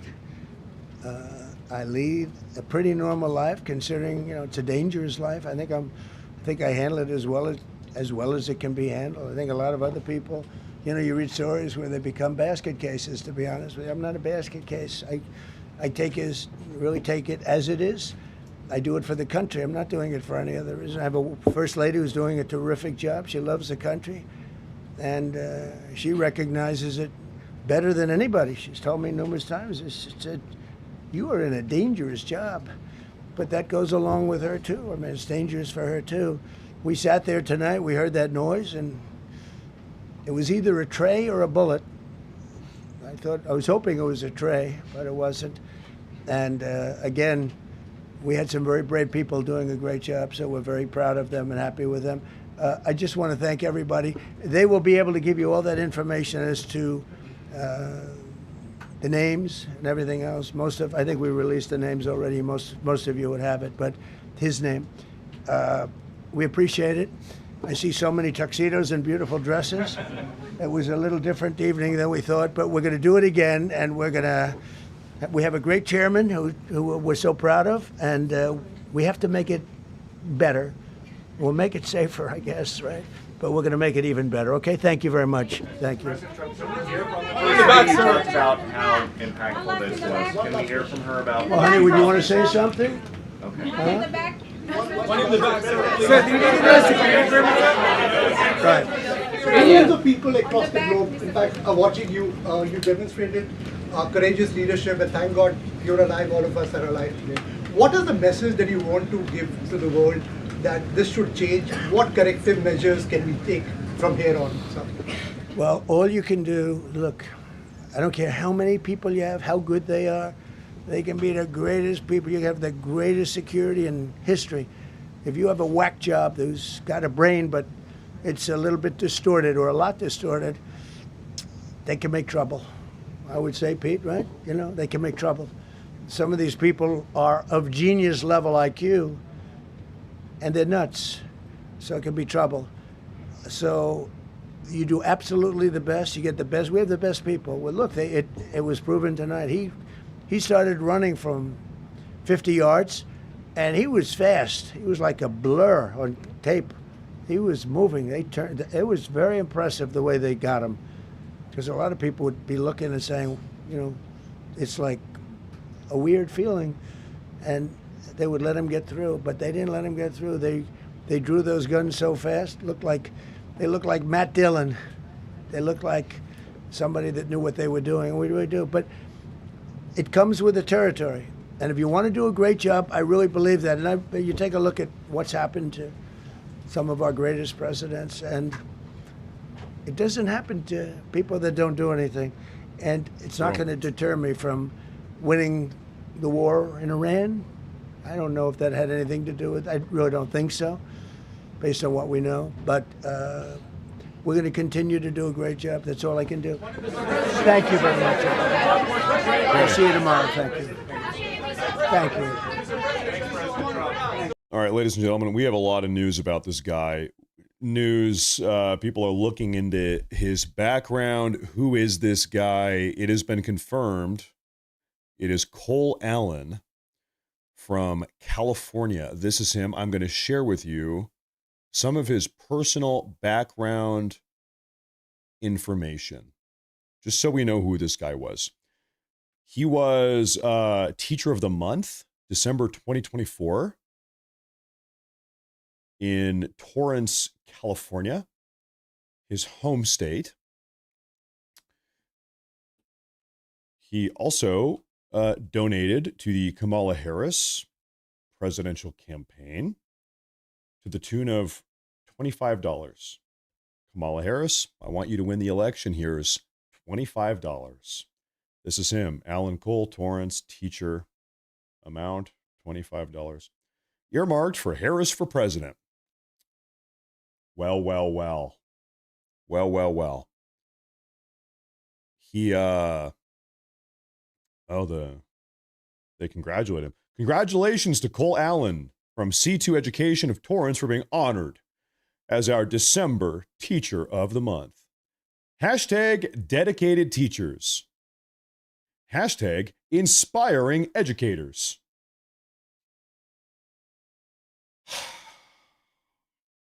Well. People are going through his professional LinkedIn. The shooter is a he/him communist part-time teacher from Los Angeles. Is that right? We have pronouns in the bio. We're just, he's an indie game developer. He's a gamer. Okay. He has a master's degree in computer science. Class of 2025. A master's degree. He's a game dev, engineer, scientist, teacher. Master's degree in computer science. There he is. This is his, there he is right there. There he is right there in the middle.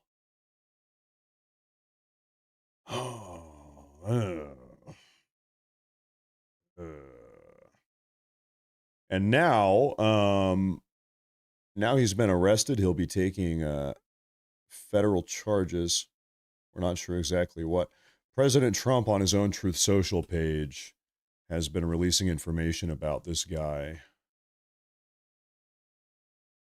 Here's the video President Trump was talking about where he ran as fast as a blur. Watch this.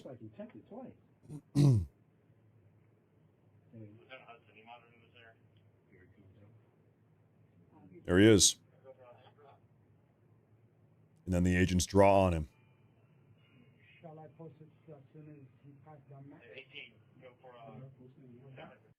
Now, here's what is so curious. They got this guy alive. They didn't shoot him. He doesn't have a bullet hole anywhere in his body. They were able to get this guy alive. So he runs on through here like he's a freaking anime character, like he's Naruto or something.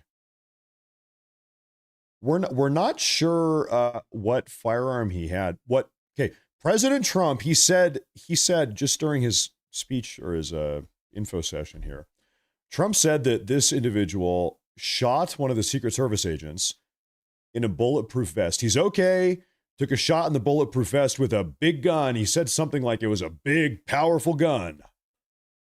So I wonder if he only had like a 9mm handgun or if he had a rifle. It's really hard to, I mean, he's just a blur. You can't even see what the hell he, it looks like he's like a witch riding a broomstick or something, right? Just a blur. Is it conceivable he had a rifle on his back? I mean, like, maybe. Might he have just had a handgun? Possibly. Not sure. But anyway, so he makes it down here. And then who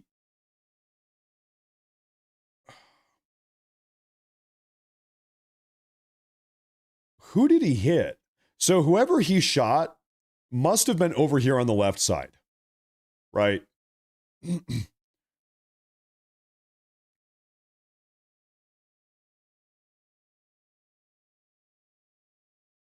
That person is up and still taking point. I don't know who he hit. I don't know. I'm curious if we're going to get another camera angle. This is cell phone footage recorded of like a security screen, so this is terrible quality. I guarantee you by the time that we wake up tomorrow, we're going to know all about this guy. We already have a pretty good idea. He, him, communist on the LinkedIn, computer science master's degree teacher of the month, December of 2024. Kamala Harris 2024 campaign donor from California. Attempted to assassinate Trump. Can you believe the stupidity of some of these journalists, members of the media? President Trump, do you think that this might have been politically motivated? Do you think, President Trump, who exactly do you think this person was trying to kill? And do you think this had anything to do with politics whatsoever? Yeah, he was trying to kill the president.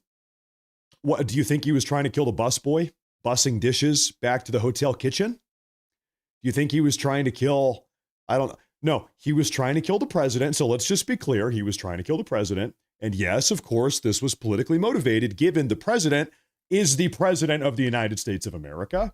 And then after the fact, we find out that this guy is a turbo leftist who was donating money to the 2024 Kamala Harris campaign. So yeah, I think we know who he was trying to kill. And I think we know why he was trying to kill him. Yes, it was a little bit politically motivated. Not a little bit. It was entirely politically motivated, of course. And this is going to keep on happening because this is attempts on President Trump's life, or really attempts on the lives of conservatives, because it's not just Trump. Rest in peace, Charlie Kirk, as well as numerous others. The reason why this is happening is because for over a decade now, members of the far left, and by the way, it's not even just members of the far left, it's just like run-of-the-mill Democrats at this point. They're all insane. All of them are insane. They have been parroting rhetoric like this. Trump is a fascist. Trump is a Nazi. Trump needs to be stopped at all costs. Wink, wink. How many times have we seen Democrats, and not just random crazy Democrats on Reddit, like senior ranking Democrat politicians, like Democrat Congress members, okay, that say Donald Trump must be stopped at all costs? What do you think that means? What does at all costs mean? What does it mean when you call Donald Trump a Nazi, a fascist, a threat to democracy? In America, what do we do to threats of democracy? Well, we got to get rid of them. Donald Trump is a threat to our republic. This rhetoric, there's a term for this. It's called stochastic terrorism. The rhetoric, the verbiage, the specific words they use, this is designed to invoke violence. It's designed to target, let's say 10 million people hear Chuck Schumer or some other random Democrat say stuff like this. All it takes out of 10 million people is one crazy, perhaps slightly mentally ill nut job that says, whoa, Donald Trump is a fascist, Nazi, racist, and he's a threat to our democracy, and we must stop him at all costs? Okay, I know what I've got to do. I've got to try to take him out. And you're looking at it right here. And that's what happens. And this has happened time and time and time and time again, over and over and over again. And it's going to keep happening until they change their rhetoric. And they're not, because the entire left-wing party the entire Democrat Party is psychotic. They want violence. It's not accidental that they are saying things like this. This is all part of the plan. They say, if we repeat these talking points enough, then maybe some crazy 32-year-old nut job from California is going to pick up a gun and assassinate one of our political rivals. It's part of their plan. This is part of their game plan. It's not an accident. They're doing this deliberately. There is intent behind this. And they're doing it in a way that then after the fact, they can say, well, we never said that somebody should kill Trump. We just said he's a threat to whatever, right? So they have some amount of plausible deniability. They're all psychotic. They're all violent. They're psychotic and they're violent. And we have a very serious problem in this country. We have a very serious problem in this country. Ladies and gentlemen, that's going to be a wrap for tonight's broadcast. Let's just be thankful that nobody was killed. The Secret Service agent who took a bullet in the chest is going to live. Seems like he's not even really that wounded at a bulletproof vest on. Let's thank God that he lives.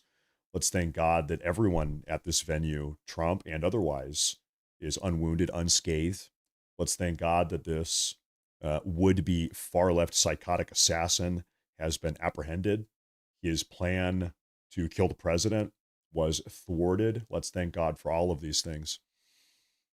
We will be back tomorrow for our regularly scheduled programming. I want to say everyone that is new to the show, like, follow, subscribe, do it all. Really appreciate that. There's been so many super chats. I feel bad. I said multiple times tonight, this is going to be one of these shows where we just are not able to get to the super chats individually. I feel bad about that. I want to say thank you, every single person. A big, massive blanket thank you for the overwhelming amount of support tonight. Super chats and the Rumble rants, all of it. Thank you very much. I think we had 60,000 viewers tonight between Rumble and YouTube and Twitch. Add them all up. We're on all these different platforms. 60,000. Wow. It's terrible that these are the circumstances that leads to that, but that's the way it is.